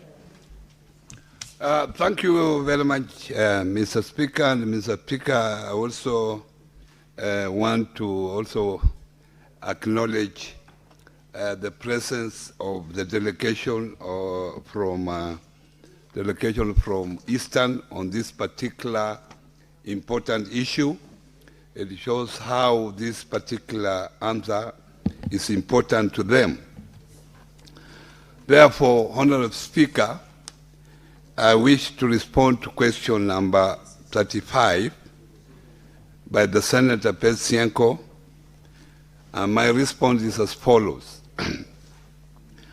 The ministry will settle the outstanding staff terminal dues amounting to Kenya shillings 528,691,304.81 under the COV debt waiver program in the second quarter of the financial year 2026-2027. For B, the ministry has a comprehensive payment schedule for settlement of the said staff dues. At the time of receivership, the staff terminal dues stood at 528,691,304.81.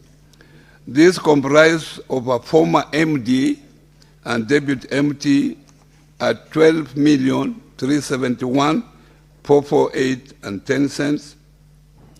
General staff dues 7,896,687.55. Statutory liabilities 64,640,371, and staff creditors 340,438,017.86. And provision for court awards, legal costs and interest on staff dues of 100,103,584.66.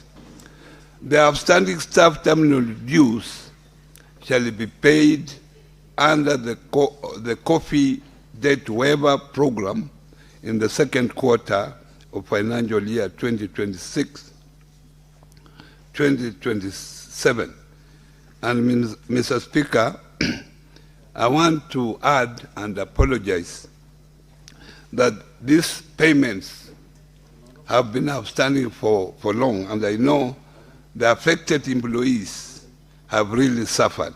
But I want to make a commitment here that we shall make sure that these payments are made as stated in my statement. Very well, Honorable CS. Senator Beth Sengo, do you have any supplementary question? Thank you, Honorable Speaker. I really appreciate the CS for his response. However, I have this supplementary. Some of the staffs have passed on, others who are sick are unable to access medical care, and other expenses such as food, shelter, and school fees. The ministry has been promising, as you have already indicated, Bwana CS, that you are going to pay. What guarantee is there that this matter will be concluded? Bwana CS? No, that's my formula. Honorable CS, respond to the supplementary question. The prime supplementary question. Yeah, thank you, Mr. Speaker. Mr. Speaker, I want to promise here that already this payment has been approved by the cabinet, and already it is going to be allocated in the coming financial year. The debt waiver was audited and established at 6.8 billion Kenya shillings. Out of that, Mr. Speaker, already the ministry has been given 2 billion Kenya shillings, and we are expecting 4.8 billion shillings, of which we have prioritized payment of this staff dues. And these matters arose because there was a receivership. And when there is a receivership, sometimes our hands are tied. We have to operate within the receivership regulation and laws, and that's why it has taken quite a bit to pay this particular staff. But let me guarantee you, Madam Siengo, that this amount will be paid as stated. Because this was a commitment by His Excellency the President when he promised to waive coffee debts, and these staff were lucky that part of the receivership amounts that were outstanding from the old KPCU amounting to 1.4 billion was included in that particular amount. Let's get other supplementary questions. Senator Chelage. Mr. Speaker, I extend a warm welcome to the suffering KPCU Mr. Speaker, members, and I hope this matter can be. My only concern, Mr. Speaker, is that the minister, and I thank CS Oparanya because he's a very brief and to the point, and I hope other ministers will learn from him. So, Speaker, my only concern, he says there an outstanding of 528,691,304, but the end of the response there, the minister indicates that it has its coffee debt waiver program in the second quarter of financial year 2026-2027. My concern is the minister has not gone on record to indicate whether during the budget policy statement and financial and budget allocation is there. Because, Mr. Speaker, sir, if the budgetary allocation is not there, then this is just a statement. So how much was allocated to clear this 500 million plus? Some of them have died, some of them are sickly, some of them are depressed, Mr. Speaker, sir, and we don't want to subject Kenyans, Mr. Speaker, sir. They say if you want to know the strength of a nation, you know how they treat their most vulnerable in terms of need. So can the CS go on record and tell us the amount cited here has been allocated by the National Assembly in the financial year 2026-2027? I yield back, Mr. Speaker, sir. Very well, Senator Wakwabubi, Consolata. Thank you, Mr. Speaker. I happen to come from a coffee growing region, and that's why I'll keep coming on stage to advocate for anything that relates to coffee. I have this supplementary question to CS Oparanya. I've been following you in various platforms advocating for people to plant a lot of coffee. Now that the pool is becoming vast, can you tell this House the long-term policy interventions the government will implement to prevent recurrence of unpaid terminal dues in parastatals and cooperative institutions undergoing restructuring? Thank you. Honorable CS, answer. No, let's get this other one from Senator Bugwa. Thank you, Speaker. CS, the question by Senator Siengo had initially asked for a figure of 400 million, and in your response you are saying you are ready to pay 528 million. Could you provide a comprehensive list, even if it is not now, for these Kenyans to know that their names will not be missing when the payment time comes? Thank you. I'll respond to the three supplementary questions, Honorable CS. Thank you, Mr. Speaker. On the first question, let me assure this House that, as mentioned earlier, the total figure that His Excellency the President committed himself to pay as coffee debts, of which 1.4 is included under the receivership of the old KPCU, 2 billion was already dispersed to the ministry by the Treasury this financial year. But the 2 billion went to pay for those coffee farmers who had borrowed from commercial banks because they were under stress to be auctioned. And that's why we gave those particular debts a priority when we use the 2 billion Kenya shillings. I want to assure this House, Mr. Speaker, that the coming financial year, we have already agreed with the necessary agencies that 2 billion will again be allocated to us the next financial year, 2026-2027, and I want to assure this House that the people, this staff have suffered enough, and they are going to get the first priority to be paid out of the 2 billion Kenya shillings. They will be the first one to be paid. And if they are not paid out of the 2 billion, I'm ready to be summoned here to be clearly here why I lied to this House. The other question by the senator, my sister from Bungoma, the issue of long-term intervention and paid payments. Mr. Speaker, as a ministry, we found out that there were weaknesses in governance in cooperatives and in SACCOs. That's why some of these issues have been reoccurring year in, year out.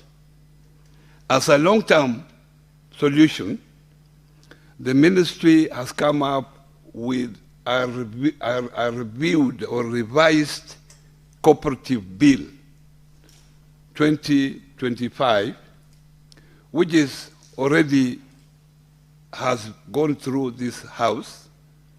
It has also gone through the National Assembly, and now it is at mediation level. We are certain that if that particular bill is enacted, most of the weaknesses that we have been having in cooperatives will be sorted out. Issues of governance, issues of term limit, issues of supervision, they are all have been addressed within that bill. Secondly, we have also the SACCO, Societies Amendment Bill, which is already before the National Assembly, and it is on their way. They have gone through it. It is on its way to this House. And please, I plead with you that when it comes before you, look at it objectively so that we are able to pass it. And if the two bills, the mother bill and the SACCO bill, both of them pass, they will be able to resolve some of these issues. There will be non-payment because it mitigates against such issues. I think those are the three questions. This one from Senator Chalgi. The last one is the list of beneficiaries. I never carried. I have the list, and it can be availed. I have my colleague here who is supporting me from New KPCU. I want to direct him to provide that list of beneficiaries so that, Mr. Speaker, it can be forwarded to your office for the consumption of the member of Parliament. Senator Chalgi, what is your point of clarification? Mr. Speaker, you know, I only want one commitment from the CS on budgetary allocation. He is saying there is 2 billion Kenya shillings, but he has not committed that out of 2 billion Kenya shillings, the amount of 500 plus million that should be allocated to declare these employees of KPCU, he has not met that commitment that in their allocation. Chalagi, what he said, and I saw the former employees nodding and they were happy, is that he gave his commitment to clear the pending bill of the former employees first. First priority is to clear them. Mr. Speaker, I don't know whether my English and yours are the same and the English. No, Mr. Speaker, you know, I went to the great school of Kapsawet boys, where it has produced 2 or 3 presidents of this country, including the current one. My only concern is he has said there is 2 billion that has been allocated to the ministry to look into this issue of coffee debt waiver. My only concern is he willing, as per the priority and schedule list of the beneficiaries of former employees, including, and Senator Siengo has put it correctly, including the estate of the deceased and the sick who cannot access those funds, including the administrators, so that any person who has passed on, the administrators or their beneficiaries can be able to benefit from the payout. That's not only my concern, but I appreciate with the way he's committed to resolve this matter once and for all in this financial year. I yield back, Mr. Speaker, sir. I don't want to bring the CS on that matter back to the podium because this House has clearly absorbed its commitment, and it is on record that you will clear all the issues. And he has committed also to give the list to the representative of the KPCU members. So maybe what I can request is that the CS also has also said that he wants to be summoned again back to this House if he doesn't pay. So his commitment, and I know where he comes from, I know he is really committed, because my culture and his culture is almost the same. So when a man says, I commit, you take that as a gospel truth. And also the PS is aware, if we say yes, it is yes. A no is a no. So let's go to the next question, kindly. Thank you, Mr. Speaker. Sir, question 036. Could the Cabinet Secretary explain when the ministry plans to pay outstanding proceeds due to coffee farmers for coffee sold through the defunct Kenya Planters Cooperative Union, KPU, in the coffee pool year 2008-2009, amounting to approximately 60 million?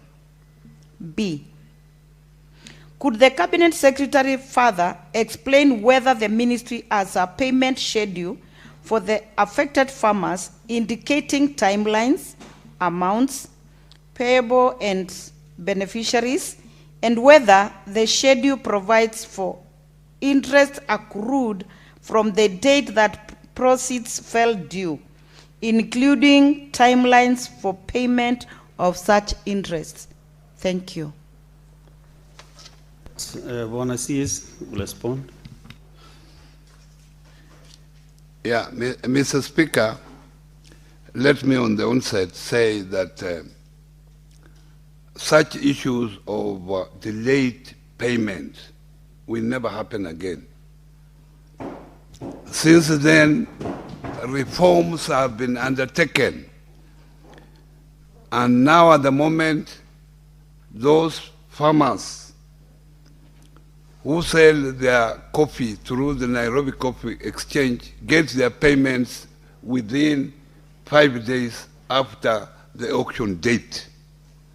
So, Mr. Speaker, that is a commitment, and those are reforms that has happened in the coffee sector all along. But, Mr. Speaker, I wish to respond to question number 36 by the Senator Siengo as follows. On A, the ministry plans to pay the outstanding balance of 56,392,928.87 cents proceeds due to coffee farmers for coffee sold through the Kenya Planters Cooperative Union, KPCU, in the coffee pool year 2008-2009 under the Coffee Debt Waiver Program in the second quarter of the financial year. Number B, the ministry has a payment schedule for the affected farmers. The outstanding amount to coffee growers in the coffee pool 2008-2009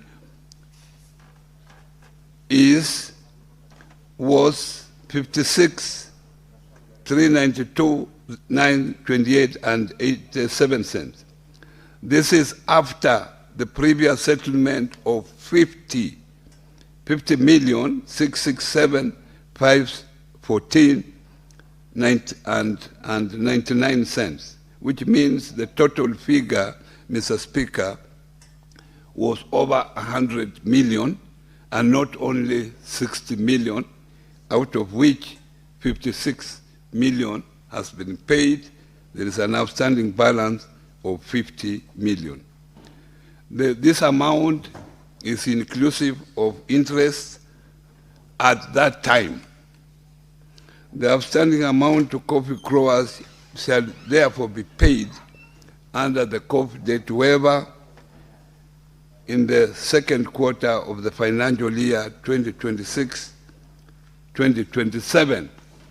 And I want to categorically state here that this question has similarity with the previous question because this amount is part of the 1.4 billion owed to staff and various suppliers of the old KPCU, which has been included in the coffee debt waiver program for the second quarter of 2026-2027, and I want to confirm that this amount has already been proposed for allocation in the budget of 2025, 2026, 2027 financial year. Senator Beth Siengo, if you have any supplementary question, again. Thank you. I think the clarity was on the year, the budgetary allocation, because he has mentioned two. So kindly, I would only request for that clarity. Which financial year? Any other supplementary questions? Senator Chalagay?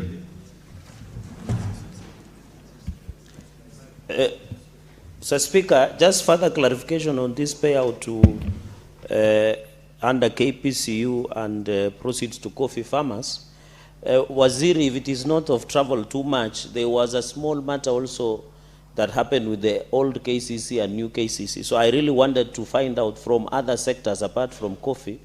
There was one, the non-payment of former KCC workers and payment to KCC, all KCC to farmers, if there is any other sector that needs to be paid and whether the ministry has allocated. If you can provide now the response or through the Speaker in the course of a few days, I'll be very grateful. I yield back, Mr. Speaker, sir. I'm interested with the KPCU issues first. Senator Mandago. Thank you very much, Honorable Speaker. Honorable Speaker, what I want is a confirmation from the Cabinet Secretary. The Cabinet Secretary says there is a proposal in the budget of 2026-27 financial year. Did the proposal from the ministry originate from the ministry, and does that specific figure as a priority for the ministry, Honorable Speaker, and whether there is any evidence to show that is actually in the proposal? When you look at this matter, it's a matter of 2008. We are now in 2026. Even the very farmers we are trying to pay, some of them, I don't know how they are going to receive that due, but probably when we offer offerings in the church, they will celebrate in heaven. So the few are still alive. They should be paid as soon as possible. So we want a confirmation and evidence that is actually in the budget. And it is upon the ministry to make sure that that allocation remains in the budget and whether it is a priority in the budget. Senator Mandago, unfortunately, you know, you have just come, but we really converse that matter. But for the interest, since you are one of the key representatives from the lift, you'll just get an opportunity to just give you that surety. But he really committed himself to those figures. Any other member? No. So, Honorable CS, you can answer those two.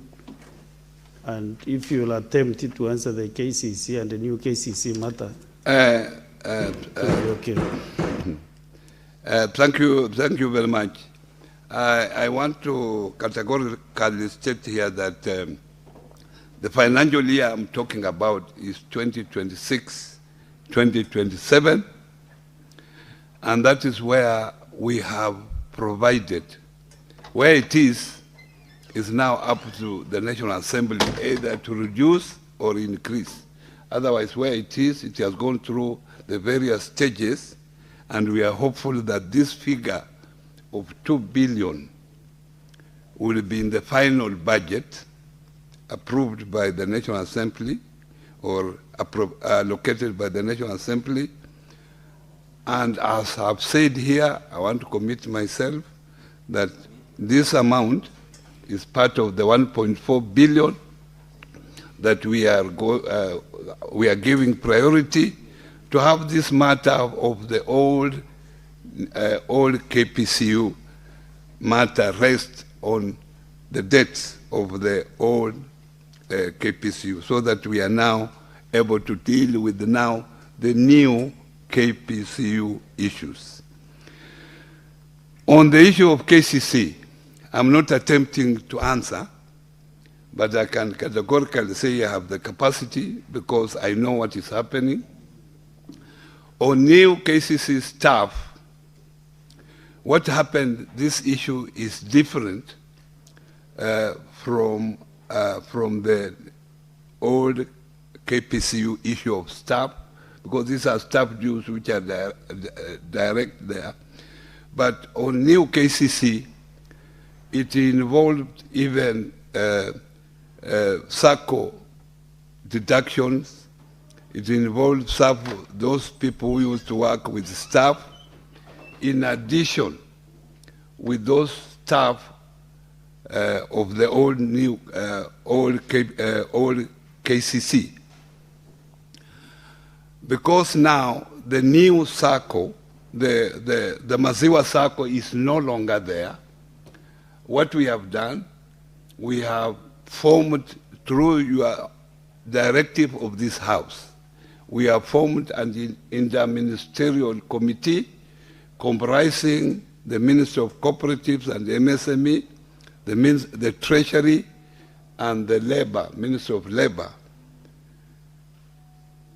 3 ministries, already a technical committee has met, and they have now an interim report that I will be presenting to this House through the proposals that have been made by the committee on how that particular amount owed to new KCC staff, to the old KCC staff, and also to the Maziwa SACCO that is now defunct.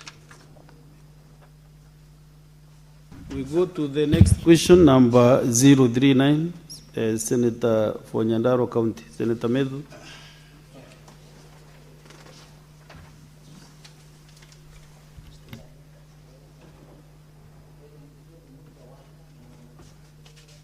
Senator Mohamed, in fact, you can ask on his behalf. Yes, Your Honor, I was authorized by Senator Methu to ask this question on his behalf.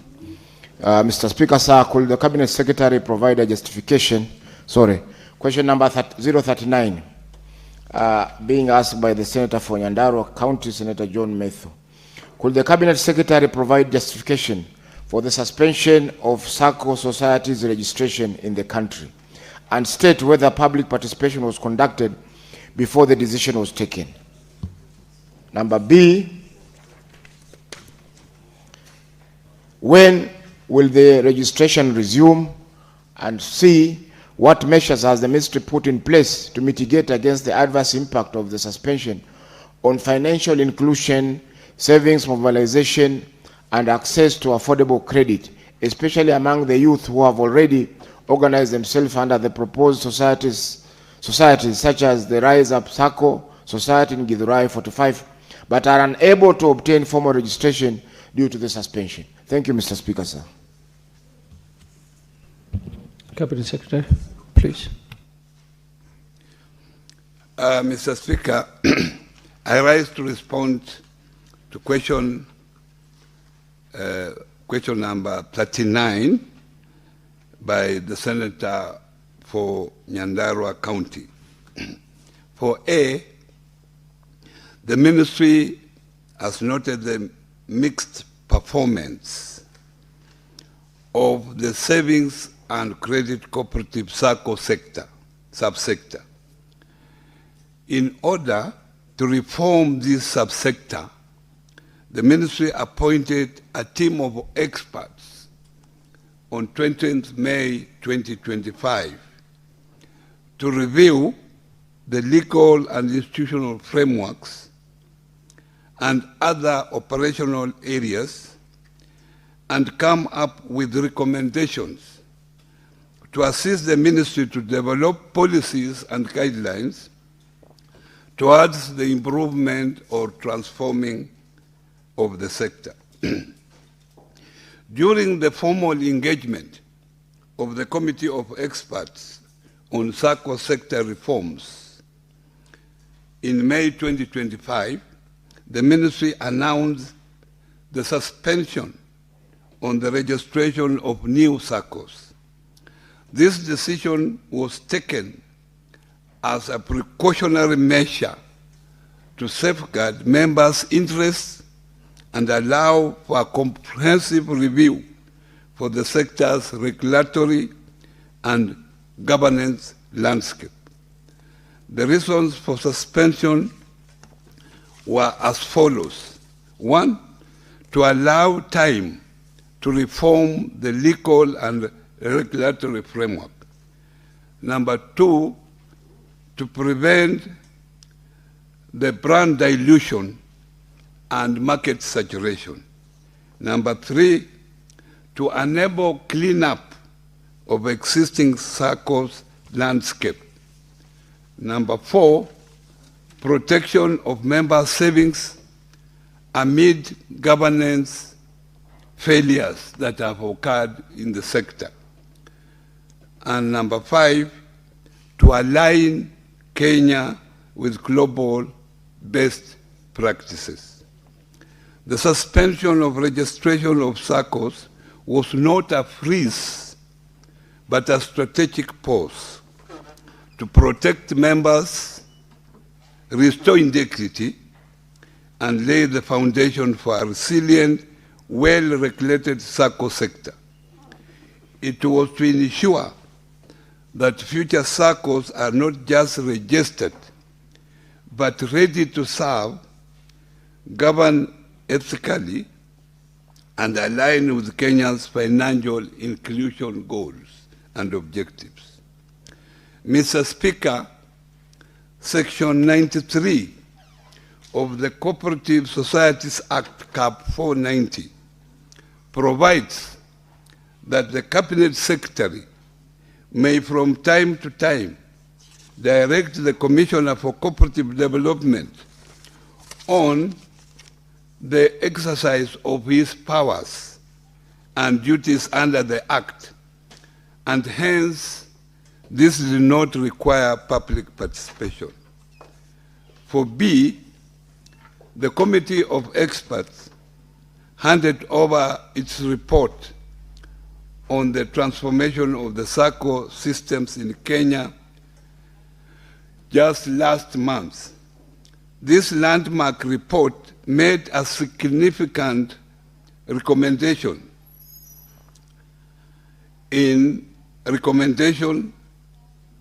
and if the recommendations are adopted, this is going to be a milestone in our collective efforts to build a SACCO system that is resilient, transparent, well-governed, and fit for the future. As a result, the registration of SACCOs has resumed, but under new administrative registration guidelines. For number C, the moratorium on the registration only related to SACCOs because of their financial mediation business involving collecting deposits from the public and offering the same as loans, which calls for government intervention to protect members' said deposits. As earlier stated, the registration of SACCOs has resumed, but under new administrative registration guidelines. It is important to note that many small SACCOs are registered all over the country to only provide back office service activity called BOSA, or otherwise known as non-deposit taking. Many of these are inactive and exist just on paper.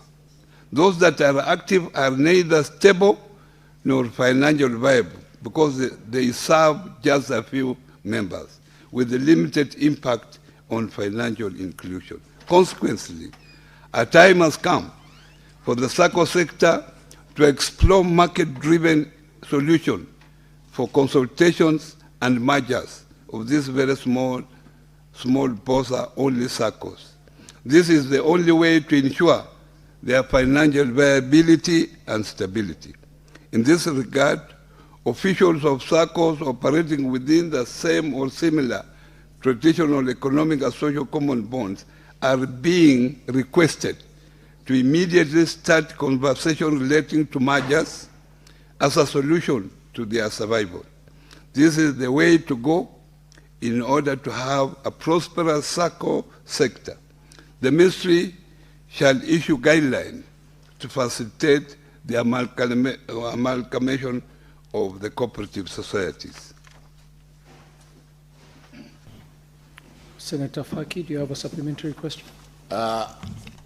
Sina swala la ziada, ni kutoa maoni tu kwamba kusimamishwa kwa uandikishaji wa vikundi vya SACCO, Mheshimiwa Spika, kwa sababu ya mikakati ya kurekebisha sheria za uandikishaji ni sawa na kuzuia watu wasiweze kuzaa, kwa sababu kuna baadhi ya wale watoto wanaozaliwa ni wahalifu. Kwa hiyo Mheshimiwa Spika, waziri amekubali kwamba wameanza kufungua. Kwa hivyo tuna matumaini kwamba SACCO zitaweza kuandikishwa kwa wale ambao hawajahusika na vikundi vya SACCO. Asante Mheshimiwa Spika. Senator Mungatana, you have a supplementary question?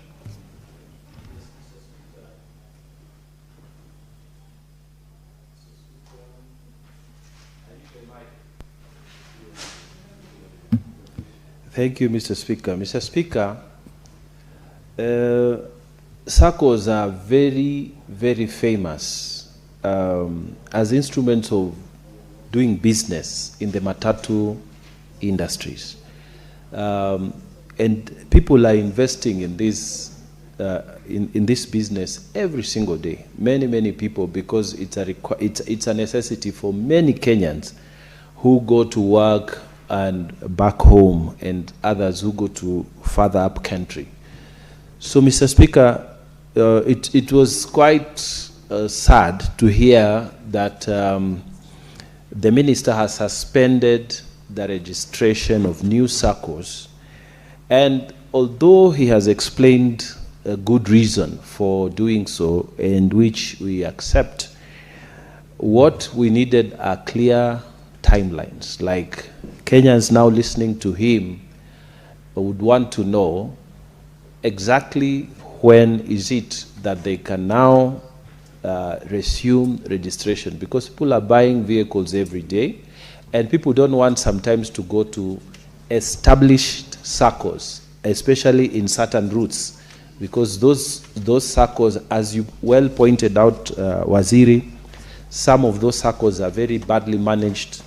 You have agreements with them, the owners of the vehicles are not paid on time, management is not good, the workers are not disciplined, and that investment doesn't pay. So what we wanted to know is, when are you, what is the timeline, what is the framework for telling Kenyans that this is the time now you can go and register new SACCOs in those different lines for matatus to operate? I thank you, Mr. Speaker.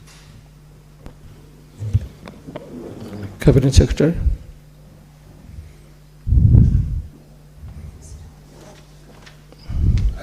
Thank you very much.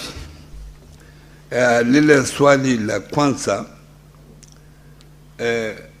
kwanza, wakati niliingia kwa ofisi, wale ambao wanaendelea kusikiza mambo ya SACCOs katika nchi hii, mnakumbuka ya kwamba wakati huo tulikuwa na lile shirika la Cusco ambao pesa mingi za wananchi zilipotea, karibu bilioni 13. Wakati huo huo pia tulikuwa na shirika la Metropolitan kule Kiambu ambako bilioni 7 sana wananchi zilipotea. Kwa hivyo nikiwa waziri singeweza kukaa tu na kuangalia pesa za wananchi zinapotea. Ndio kwa sababu tuliwaamua kama wizara tuangalie ni nini suluhisho la ambalo linaweza kusaidia pesa za wananchi zikiwa kwa sako siwe zinaangaliwa vizuri. Ndio nikaja na hiyo kamati ya expert ambayo imeleta recommendation nzuri. Pili, tulisema tuko na kwa register ya SACCOS katika nchi hii tuko na SACCOS 14,000. Na ukiangalia zile ambazo zinaleta returns ni chache sana. Kwa hivyo niliamuru commissioner wa cooperative aandike barua kwa hizi SACCO zote silete returns. Kwa hizo 14,000 karibu 2,000 peke yake ndio zimeleta returns. Ni kuonyesha ya kwamba zingine ziko tu kwa majina lakini asifanyi kazi yoyote. Na zikiwa hivyo tuko na wananchi wengine walakai ambao wanatumia zile inactive SACCOS kuchukua pesa kutoka kwa wananchi. So ile kondia ambao mimi nimechukua ni kuona ya kwamba pesa za wananchi ambazo ziko kwa SACCOS zinatunzwa vizuri. On the issue raised by Mheshimiwa Mungatana on registration of SACCOS, on the timeline, I've said already that now we have new guidelines. And the new guidelines are very clear. For anybody who wants to register, there are now new guidelines. One, you must show that you have their specific promoters. Who are the promoters of this SACCO? Is there a bank account? And if the bank account is there...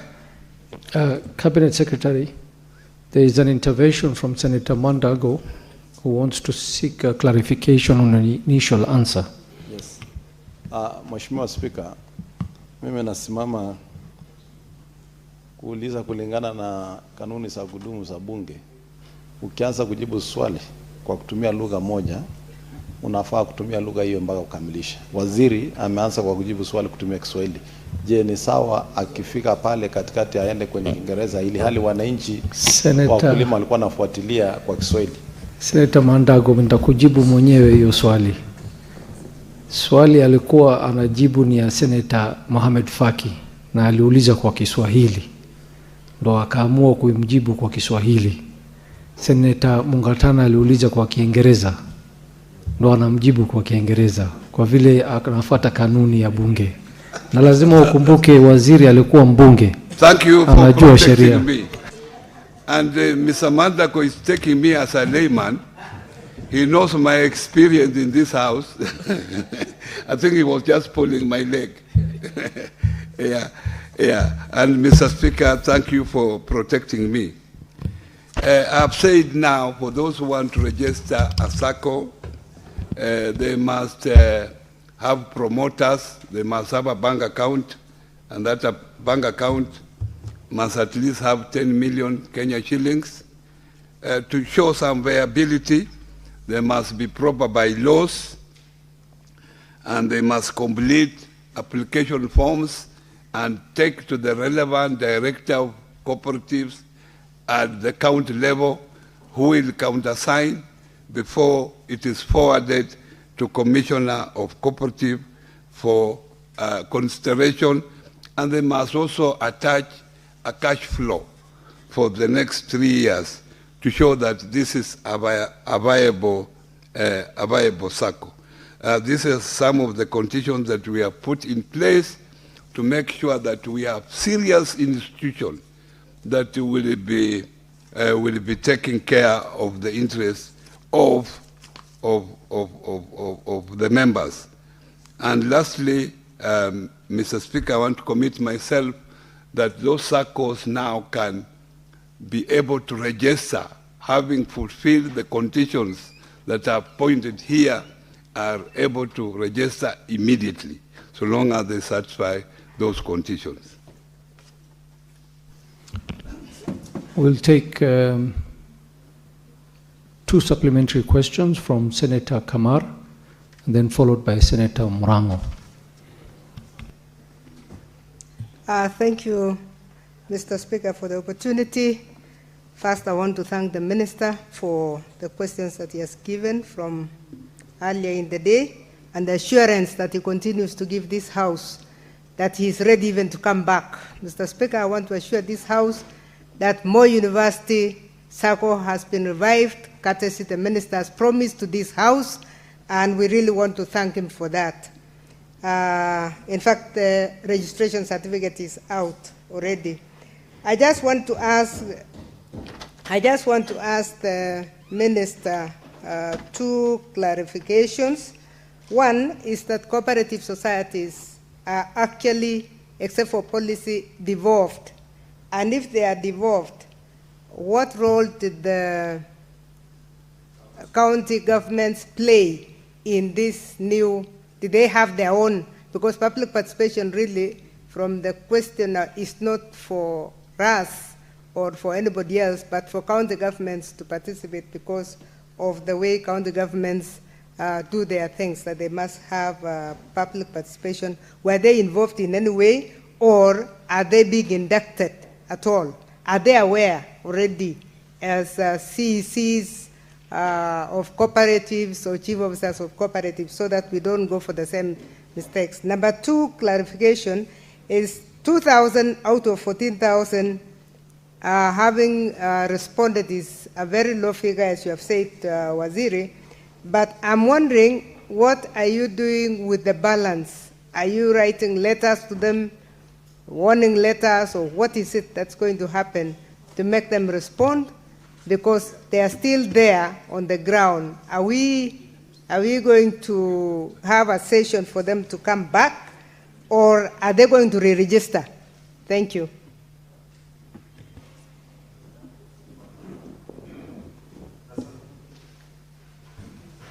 Asante Mr. Speaker. Okay. Swali ambalo ningetaka kumuuliza waziri ya kwanza ni kabla ya kuvunjilia mbali kuandikishwa kwa vyama vya akiba na mikopo, kuna kitu moja ambao naona inakuwa makosa makubwa, kwa sababu Mr. Speaker, uwezi choma gara kwa sababu panya ameingia kwa gara.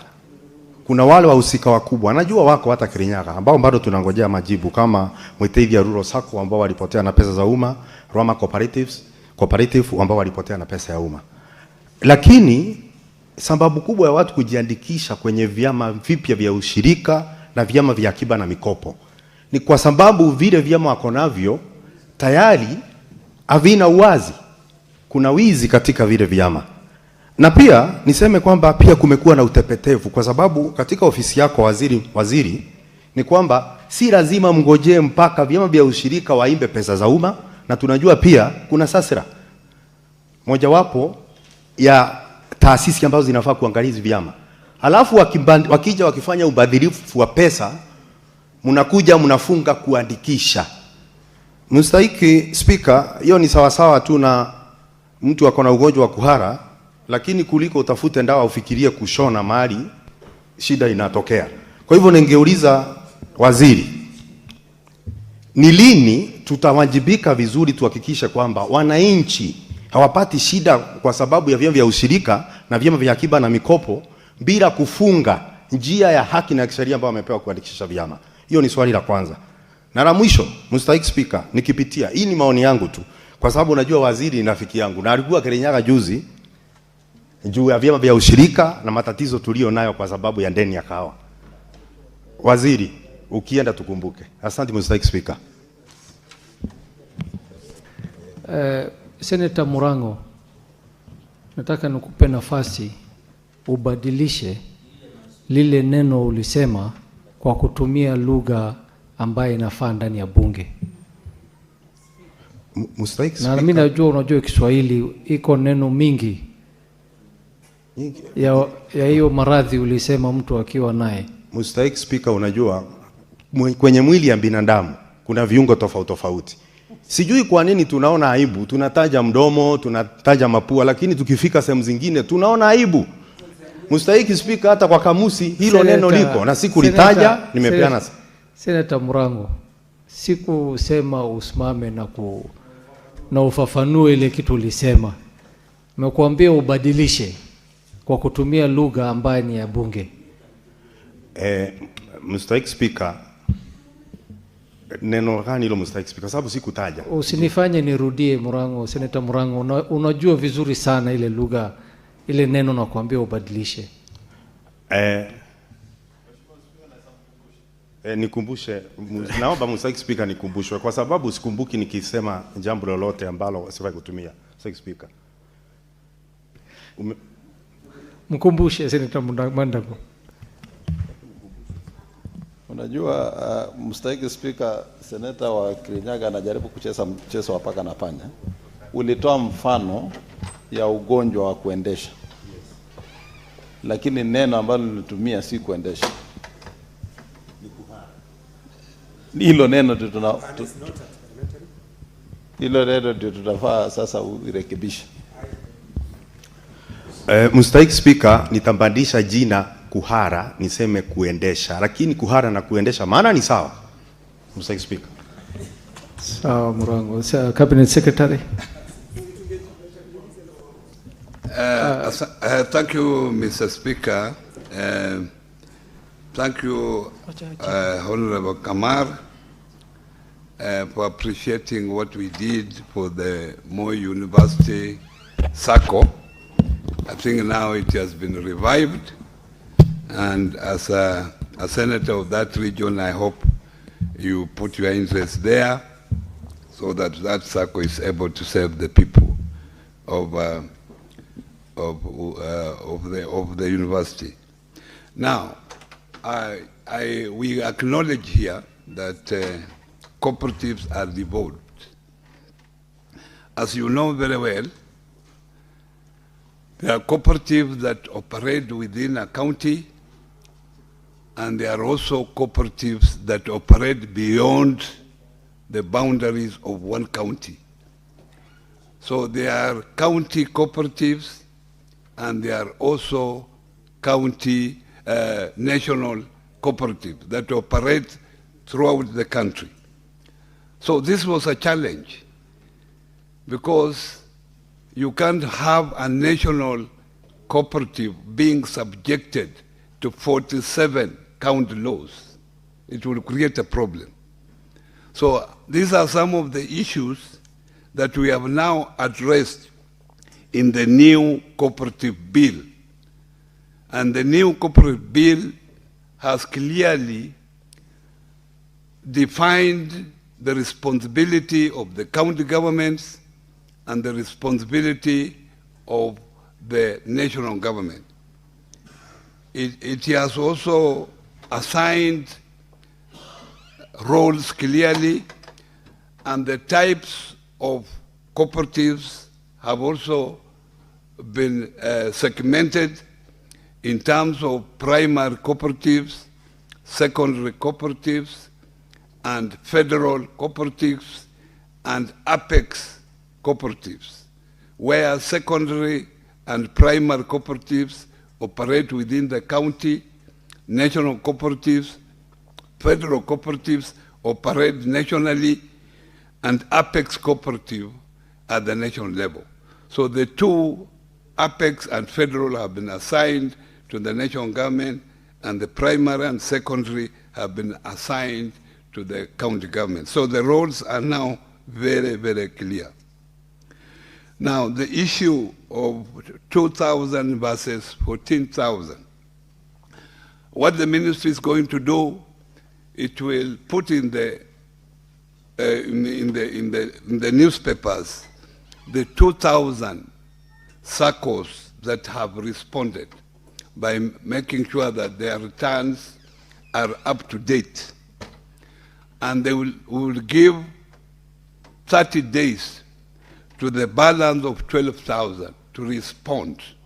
If they don't respond in 30 days, we'll assume they are either inactive or they are not there, they are not operating, and therefore they will be clearly deregistered, and will therefore conduct the Association of Bankers to make sure that if any of those ones are holding bank accounts elsewhere in any of the banks, then those bank accounts should be closed so that they are not misused in future to defraud innocent people their hard-won wealth. So that is what we are doing, Mr. Speaker. Mambo ya wizi wa pesa katika SACCOs. Hapa awali nilisema ya kwamba wakati niliingia wizara, tulikuwa na mambo mengi ambayo ilikuwa inaendelea kwa mambo ya Cusco, kwa mambo ya Metropolitan, mambo pesa mingi zilipotea kule Cusco bilioni 12, kule Metropolitan bilioni 7. Ni mpaka lazima tuwe na njia ya kuona ya kwamba wananchi wakiweka pesa zao katika SACCO, hizi pesa zinatumika vile inatakikana. Ndio kwa sababu tulionelea, kwa sababu pesa ziliendelea kupotea, na tulikuwa na complaints nyingi, mabarua nyingi kutoka kwa sekta fulani. Ndio tukaamua wacha tuangalie, tustopishe, tulete kamati ambayo itaangalia experts. Nikapata hao wataalam wa kuangalia hata mambo, nilipata hata wawili kutoka kule ng'ambo wasaidie sisi hapa, na pata Wakenya wako ambao wamesomea haya mambo. Nikawaweka hapa watu 5 kuangalia haya mambo, na sasa hivi wameleta report ambayo itasaidia sekta hiyo.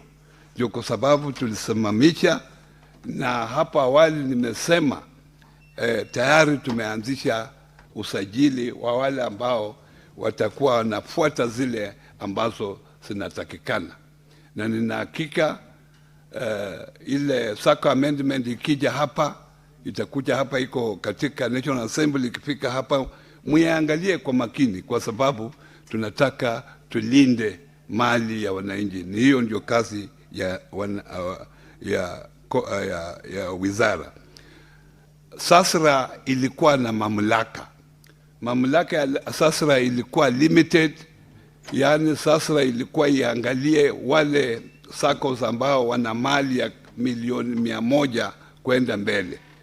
Ile recommendation ambayo imekuja sasa imesema shilingi ikiwa kwa banki na shilingi ambayo kwa cooperative siko sawa. Kwa hivyo mamlaka ya SASRA sasa imepanuliwa ili iangalie cooperative zote. Hakuna iangalie ile ya 100 peke yake na iwache hizi zingine, kwa sababu shilingi ni shilingi. Hata ikiwa kwa cooperative kubwa, ikiwa kwa SACCO kubwa, ikiwa kwa SACCO ndogo, shilingi ni shilingi. Asanteni, Mr. Speaker. Thank you, Cabinet Secretary. We'll take the last batch of questions, starting with Senator Kinyo. Thank you, Mr. Speaker. The Cabinet Secretary has indicated that over 10,000 SACCOs risk being deregistered. Mr. Speaker, that one will lead to less competition, which will consequently bring about higher interest rate on the loans, but low interest rate on the savings of members. What is the Cabinet Secretary going to do to caution the good Kenyans? Thank you, Mr. Speaker. Thank you. Next question by Senator Newton. Thank you, Mr. Speaker. I refer to the answer by the CS for part A of the question, where he says that as a justification for suspension of SACCO registration, Mr. Speaker, that under 2, it was prevention of broad dilution and market saturation, where he continues to say that there was a proliferation of under-resourced and poorly managed entities. My concern, Mr. Speaker, is that if we know SACCOs that started, very humbly, like Equity Bank started at a very small SACCO. So if we make it a condition that it has to be over-resourced, because he talks about under-resourced SACCOs, then we will risk having, investors with humble beginnings from being registered and therefore kill their dreams, Mr. Speaker. And finally, Mr. Speaker, any SACCOs that have been closed and have actually sunk members' savings, like some 2 of them in Kirinyaga, Mutahi SACCO and Roma SACCO, Cooperative SACCO. Exactly what is the guarantee that the CS is giving that members who had saved with these SACCOs will receive their funds, and are you taking legal action against such offenders? Because to sink people's money is an offense. Thank you, Mr. Speaker. Senator Mandago. Thank you very much, Honorable Speaker. I would like to ask the Cabinet Secretary, now that there's a report of the task force that was looking at the legal framework and the reforms in the SACCO sector, Honorable Speaker, have they sensitized the cooperatives on the new legal framework as the stakeholders in that sector, Honorable Speaker, of the report? The last question by Senator Cherargei. Thank you, Mr. Speaker. Sir, just my supplementary question on the issue of suspension of registration of cooperative by the Minister. I wanted to get further clarity that he stated Section 93, the powers of the Minister, and Section 93 and 93A of Cooperative Society Act 490. Looking at the powers of the Minister, one of them does not involve power to order suspension of cooperative society. So my only supplementary on registration of SACCOs, my only supplementary is, where did the Cabinet Minister get the legal powers or President to order suspension and registration? Because looking at other powers of even the Commissioner and powers of the Minister, maybe you can clarify that. I yield back, Mr. Speaker. Sir. Senator Cherargei, maybe just to put us all on the same page, what are the powers given to the Cabinet Secretary? Okay, thank you, Mr. Speaker. Looking at Section 93, it says, of Corporations Act 490, the Minister may at any time or any other direct the Commissioners to exercise of his powers and duties under this Act. Section 93A, other powers of the Commissioner, without prejudice to any other powers under this Act, the Commissioner may call for elections in any cooperative society, A. B, attend meetings of a cooperative society and require every society to send him at a proper time notice and agenda of every meeting and all minutes and communications in respect thereof. C, require the societies update their bylaws. And D, finally, exercise such other powers consistent with this Act as may be prescribed. So of all this power of the Minister and Commissioner, there is nowhere that he has the power and authority to, legally under this Act, to order suspension or cancellation or removal of the SACCOs. Senator, maybe you can clarify. Senator Cherargei, CAP 490, as described by the Cabinet Secretary.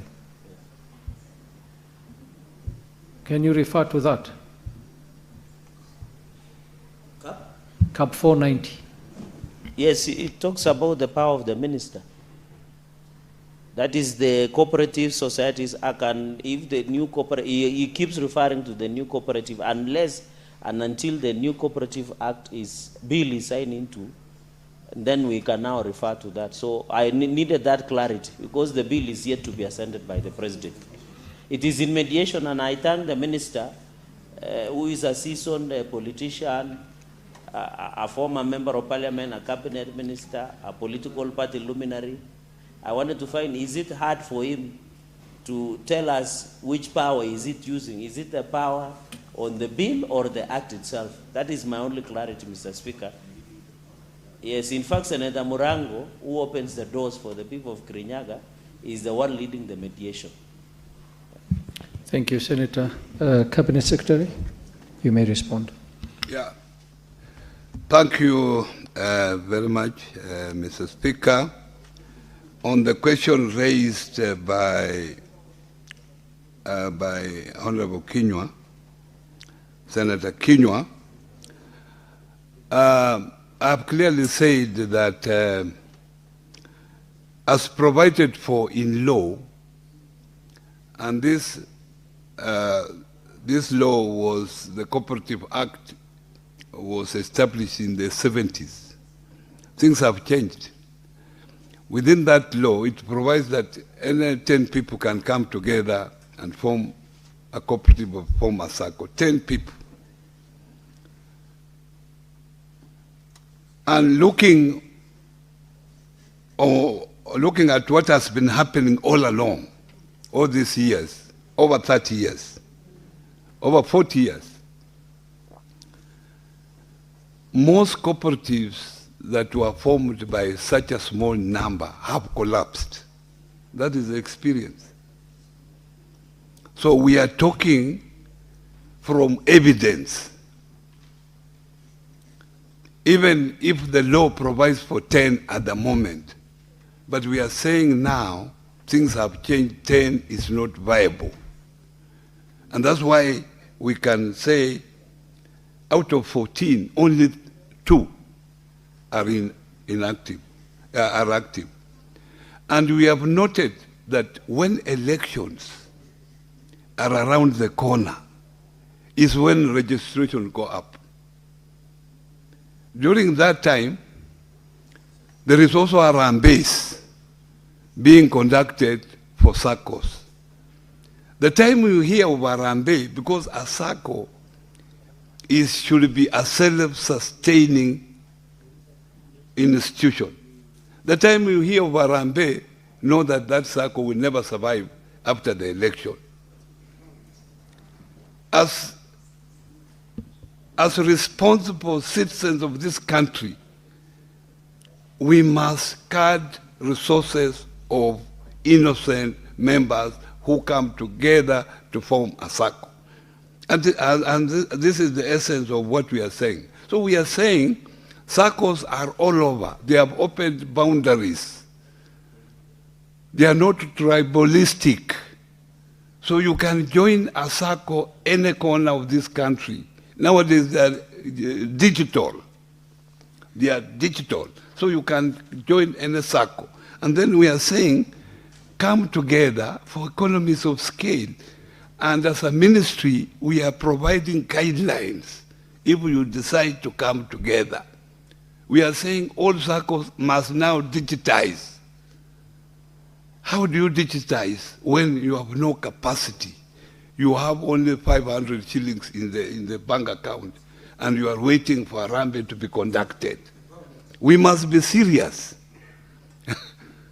Because these things going on that we are now empowering SACCOs, those things after elections, there will be nothing. So, if we want to empower, let's empower women groups. Call them groups, but don't call them SACCOs. So I have looked at these issues very critically, honorable members. And that answers even the next question, because the next question asks what guarantee. These people have lost money. This is part of the reforms that are coming up. These are part of the reforms we are bringing. We are creating the post-guarantee fund, that those SACCOs that will go under genuinely, like what happens to the banks, there will be guarantee fund that will be managed independently. that will be able to be used to make sure that your deposits are refunded to you as the receivership proceeds. That is part of the guarantee that we have. So support that motion when it comes here. On reforms, this committee of experts went in the entire 47 counties and listened to cooperative members, listened to cooperative officials. So what they have recommended to the ministry is actually from the people, from the cooperators at the grassroots. At the same time, the National Assembly and the Senate, you have a chance also to go for public participation on the issues that have been raised. So to me, that will be enough sensitization. If it has been done by the Committee of Experts, it will be done by the National Assembly, and possibly it will be done by this House. That will be enough sensitization on reforms that we are bringing. On the issue raised by the Mheshimiwa on the powers, if you read clearly, who registers the SACCOs? It is the Commissioner of Cooperatives. So you can have powers to register, and you don't have powers to stop. The powers I used, and I've said clearly, I directed the Commissioner, and the law, Section 93, gives me powers to direct to the Commissioner on performance of his duties, which means if the Commissioner has overlooked something, I have the powers to direct him to look at that particular thing. So those are the powers that I used. And powers are not one way. Powers are two way. So you cannot register and not be able to deregister. Thank you. Thank you, Cabinet Secretary. There being no further questions, we shall allow the CS to take leave. Cabinet Secretary, we thank you very much for your time, and we wish you all the best in your duties. Karibu sana. Clerk, next order. Order number 8, motion, reports of the Kenya delegation to the sittings of the Pan-African Parliament committees and other Pan-African Parliament organs held at Gallagher Convention Center, Midrand, South Africa on 13th September 2024 and 20th September 2024. Senator Mungatana.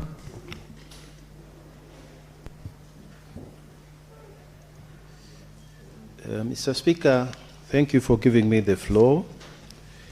Mr. Speaker, I beg to move the motion that the Senate notes the reports of the Kenya delegation to the sittings of the Pan-African Parliament committees and other Pan-African Parliament organs held at the Gallagher Convention Center in Midrand, South Africa on 13th September to 20th September 2024 and 28th October to 17th November 2024, laid on the table of the Senate on the Tuesday, 2nd December 2025. Mr. Speaker, this motion speaks to two reports, two sittings that we held in South Africa to represent the Pan-African Parliament as a Kenya delegation.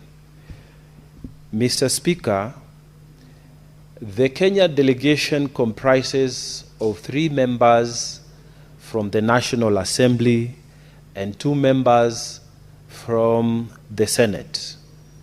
As required by the Pan-African Parliament rules, it is balanced between the side of government and the side of opposition. It is balanced on the gender question. In fact, Kenya is doing very well when it comes to female representation of that delegation of 5. Mr. Speaker, there are 5 members from each of the 55 countries that sit in Pan-African Parliament.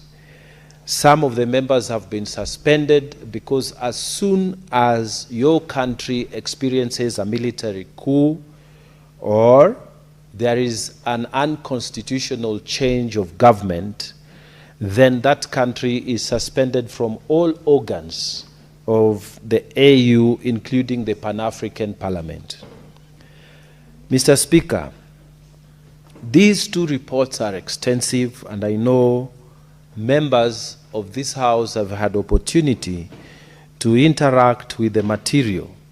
But in general, Mr. Speaker, just like any other parliament, when we go there, we debate on various issues, and also, Mr. Speaker, we belong to different committees, and we operate just like any other parliament that would do its business in a sitting of the assembly. So, Mr. Speaker, we debate various things. We debate various issues affecting Africa. We are the voice of the people of Africa. And Mr. Speaker, ordinarily, the people of Africa have the heads of states who meet in Addis Ababa to make executive decisions on behalf of the people of Africa. But in those executive decision-making processes in Addis Ababa, there is hardly any provision for debates. But Mr. Speaker, when we come to Johannesburg in Midrand, where the African Parliament is located, we debate and pass motions, pass legislation that is supposed to help Africa move forward. Mr. Speaker, for the 2 reports, there are extensive issues that have been raised, but I want to focus on the African trade, continental trade area.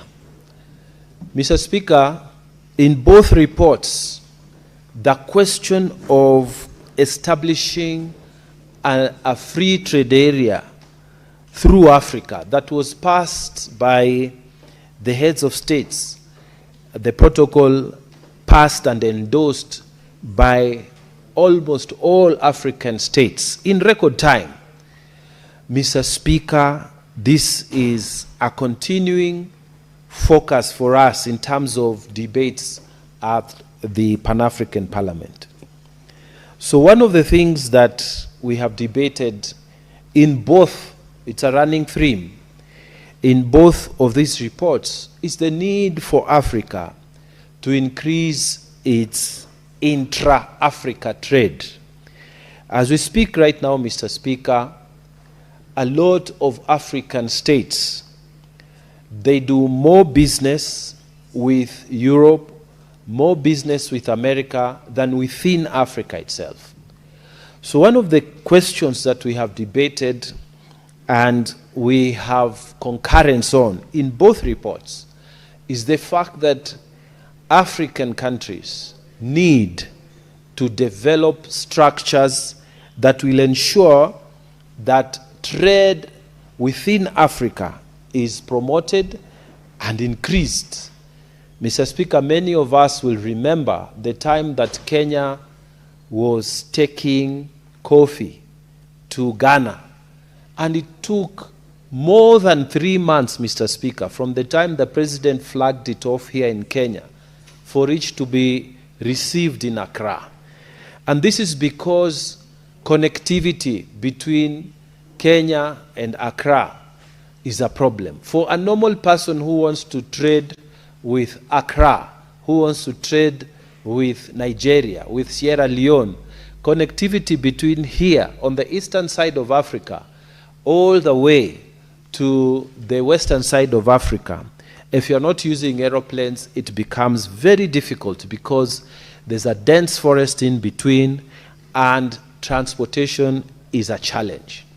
So, Mr. Speaker, in terms of making a reality the increase of trade, the Parliament of Africa has sent us here as one of their recommendations that in passing legislation within our countries, both at the national level and even at the county levels, we must take into consideration the fact that we need to create structures and infrastructure that will allow movement of goods and movement of persons within Africa to be increased.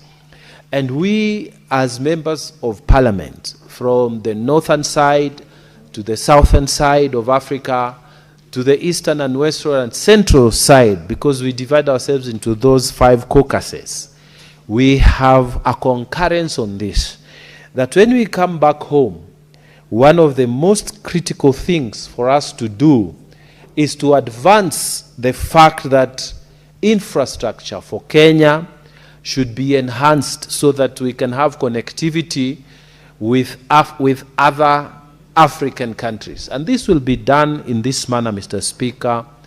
We appreciate what the government is doing right now in the Northern Corridor.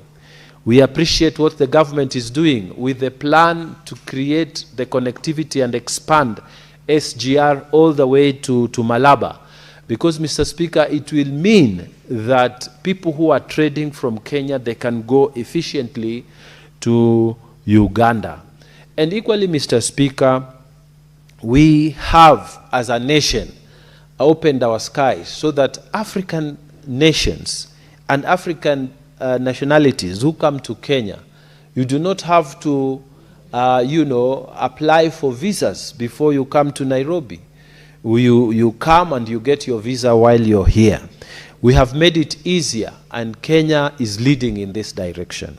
So that in this country now, you have many, many people who are from different African nations living here and making a life in this country. So, Mr. Speaker, I just wanted to urge the Senate to note the contents of this report and take it with us, Mr. Speaker, that in the African Parliament, we want to increase trade, intra-Africa trade. We want trade to flourish, and we want that when we are passing legislation, we have the Africanness within us to make sure connectivity is possible from one state to another and to increase the amount of trade within Africa.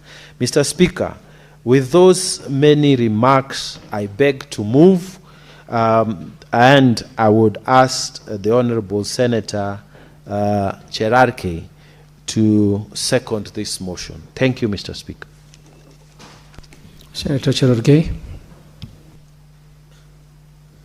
Thank you, Mr. Speaker. I'll try to be as brief as possible as I second this report by Senator Danson Mungatana, the leader of delegation, alongside his colleagues, the 2 reports that were between 28 October and September 2024.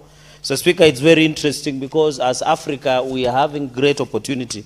So, Speaker, this comes as the 2 days end of Forward Africa, where the President Macron and His Excellency President William Ruto co-hosted more than 30 heads of states that were in KICC just across to discuss the role of Africa. And I'm happy the IPU and most of the issues that Senator Danson Mungatana has captured in his 2 reports basically looks in what the discussion we were having in Forward Africa Summit. And we celebrate the President, Dr. William Ruto, and the President Macron of France, and other 30 heads of state. And I remember, Mr. Speaker, because I'll be very brief, I saw the CNN reporter, the Larry Madao, was asking that African state was someone, but I like the response of President Akilema Akainde, responded that it is not France that summoned African states. This is the partnership. in terms of agriculture, in terms of trade, in terms of good governance, in terms of peace, security, and stability, in terms of cooperation and development, Mr. Speaker. And I agree with Senator Mungatana when he says we need to improve on trade between African states. And that is why he said it takes 3 months to travel here to Ghana. Yet when we are traveling to London or America, it's within 24 hours, Mr. Speaker. So I want to celebrate the IPU, Parliamentary African Parliament, for this wonderful report. It is, we noted, Mr. Speaker, and improve even cooperation among regional economic communities, Mr. Speaker. So as a country, I think Kenya is now well positioned in terms of local trade and international trade, Mr. Speaker. And as Kenyans, we must come together. It's about the country, Mr. Speaker. And I miss Baba Raila Amolo Odinga, Mr. Speaker, in conclusion, that whenever, even despite that he was an opposition leader, when the issues of international concern came, Mr. Speaker, sir, Baba Raila Amolo Odinga would show up and be part of the conversation about the country, Kenya. It is tragic that the current crop of opposition leaders, led by the impeached deputy president, Mr. Speaker, yesterday tried to demean the international conference, to reduce it to village matters, Mr. Speaker. And for us who understand him, you know, his thinking cannot go beyond village mentality. And that is why he thinks around Manyora only. He's suffering from what we call villagitis syndrome, Mr. Speaker. Because yesterday, he demeaned the status of Kenya, discussing about issues when United Nations Secretary General Guterres is in the country. We are discussing about the stability of Horn of Africa. We are discussing about trade, Mr. Speaker. But this limitation of village mentality, Mr. Speaker, has made him to think that everything revolves around his village somewhere in Manyora. In fact, not internet. I don't know whether he knows where Garissa is, Mr. Speaker, or any other part of this, but they must be called out, Mr. Speaker.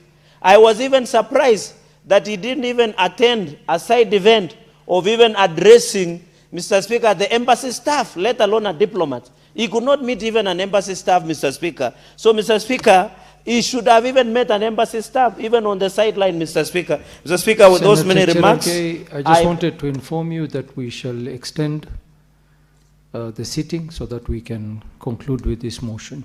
Okay. Proceed. Thank you, Mr. Speaker. Mr. Speaker, I was just bringing the point home and hot by saying even as an opposition leader, for the last 2 years, he has not met even one embassy staff, let alone a diplomat, Mr. Speaker. How do you want to be a leader of a country if you don't know how international relations operate? And therefore, I hope Senator Mungatana will find time and engage some of his opposition leaders who don't know what their role is, Mr. Speaker. And we respect the president. If we have differences at the local level, that one can be handled issues of politicals, Mr. Speaker. But when it comes to the international fora, we must sit as a country. And Kenya now, and we want to thank the president, in 63 years, no president like William Ruto has held international summit, including the one for African Climate Change Summit. Mr. Speaker, he has now hosted the African Forward, co-hosted by France. Mr. Speaker, President William Ruto will be going for G7 towards the end of this year to represent the position of Africa in terms of trade, economic situation, stability, food security, Mr. Speaker. No president has ever done that.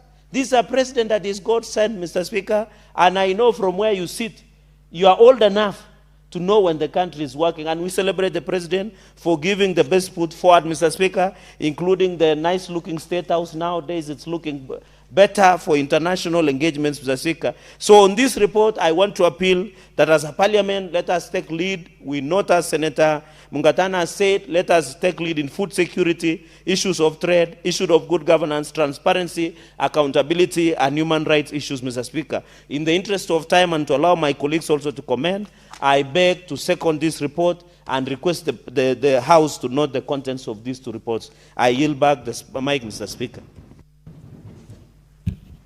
Honorable Senators, I propose the question that the Senate notes the reports of the Kenya delegation to the sittings of Pan-African Parliament, committees, and other Pan-African Parliament organs held at the Kalaga Convention Center in Midrand, South Africa on 13th September to 20th September 2024, and 28th October to 17th November 2024, laid on the table of the Senate on Tuesday, 2nd December 2025.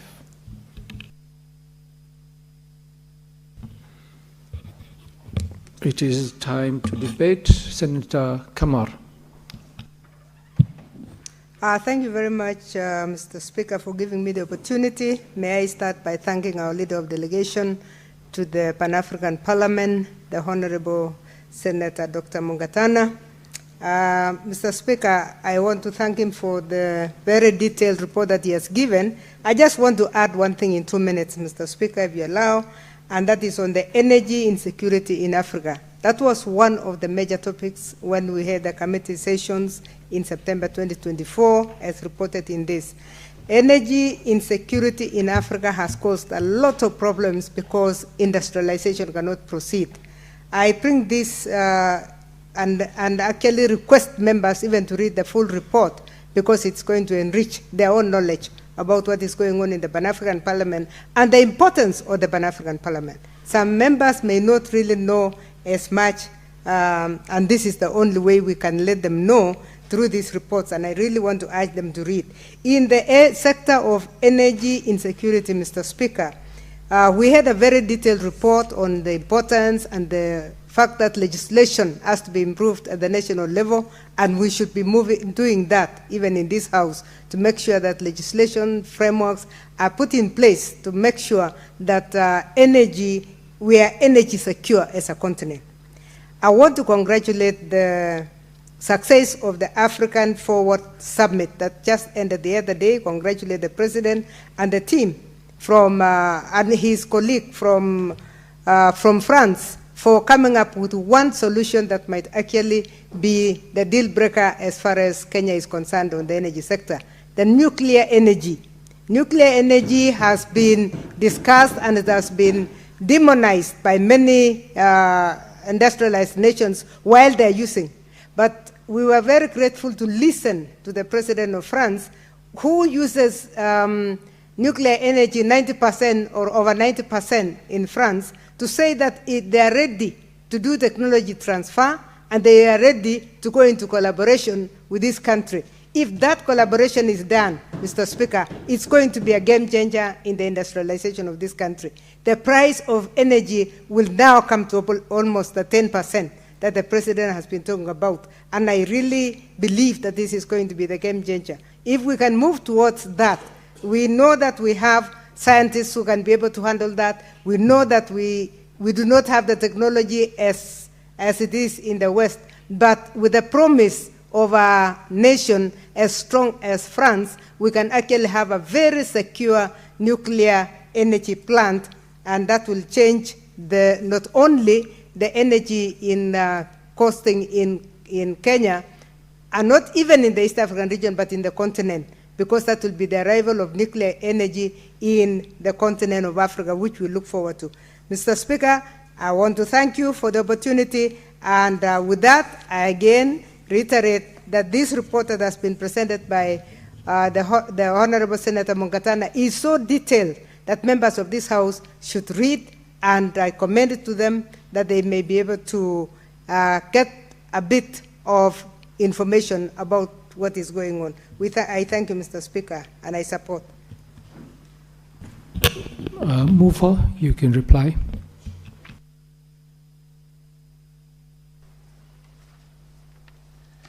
Thank you, Mr. Speaker. Mr. Speaker, I would want to thank my seconder, the Honorable Chair Gay, Senator for Nandi, and also want to thank the Honorable Professor Margaret Kamar, with whom we serve in the Pan-African Parliament. May I state, Mr. Speaker, that she is one of the most highly regarded members. In fact, she was elected to serve in the Committee of Health for Pan-African Parliament as chair. And Mr. Speaker, we celebrate her. And thank you so much, Professor, for your remarks. Mr. Speaker, as I reply in just 1 minute, I want to pick it up from where the Honorable Cherargei spoke about the African Forward Summit. Mr. Speaker, I have had the privilege of serving as an assistant minister in the Ministry of Foreign Affairs many years ago. And Mr. Speaker, when we served in that ministry, the question of protocol is a very important question. and how we address and deal with members of other states is well settled in the Vienna Protocol, in the Vienna Convention. And Mr. Speaker, we have high regard for all member states who are, signatories to the convention. And so, Mr. Speaker, there is also a way in which protocol advises us in how to deal when people from other states are within our nation. So, for example, if a minister is here, if a deputy president is here, if a president is here on a state visit or an official visit, Mr. Speaker, there is a way in which we handle them, and there is a way in which the country behaves. This is similar to when we have, a state of emergency where maybe the country is going to war. At the time when such an emergency happens, God forbid, but we all rally behind the leadership of the president. If a head of state is here, we all rally behind the leadership of the president, because the president is our one single voice when we are dealing with foreign affairs. And what he says represents what represents all of us. Therefore, number one, the Honorable Stephen Kalonzo Musyoka, who is a long-serving member in this parliament, was a long-serving member, and also a long-serving foreign affairs minister. When he spoke against this Africa Forward Summit, saying that it is just coming because it was not possible to host it in West Africa, I think those were unfortunate remarks. But even worse was when the impeached former deputy president took to a press conference and tried to make it look like our country is not even democratic and should not be hosting this, and brought in other extraneous matters that have nothing to do with African Forward Summit. Mr. Speaker, I beg colleagues who are in this space of politics that even if we have political disagreements, which we are going to have, this is how we operate in this democracy, we do not have to wash our dirty linen before other heads of state. This Senate would want to plead with all leaders to please try and hold yourself when we have visitors. It is in the African custom. It is something we practice at home. You do not wait for your father-in-law or your sisters or your brothers or cousins or even other visitors to come to your house and start saying the problems you are having with your wife or your children or your immediate members of the family within your home state. So, Mr. Speaker, it was unfortunate to see the impeached former deputy president speaking. There's a way of looking for relevance, but sometimes I think you overdo it and you start looking like it is not a good thing for this nation. And I'm thanking colleagues from this side of the government, because none of them has really gone after him. And let's just ignore him, because I think Jesus Christ, when he was hanging on the cross, he said, "Forgive them, Father, for they do not know what they are doing." So, same case, sometimes you forgive this man because he may not be knowing what he's doing. So, Mr. Speaker, with those many remarks, I want to say I beg to reply and request you, Mr. Speaker, to defer the putting of the question to a later date pursuant to Standing Order number 66, Sub-Order 3. Thank you, Mr. Speaker. The putting of the question has been deferred.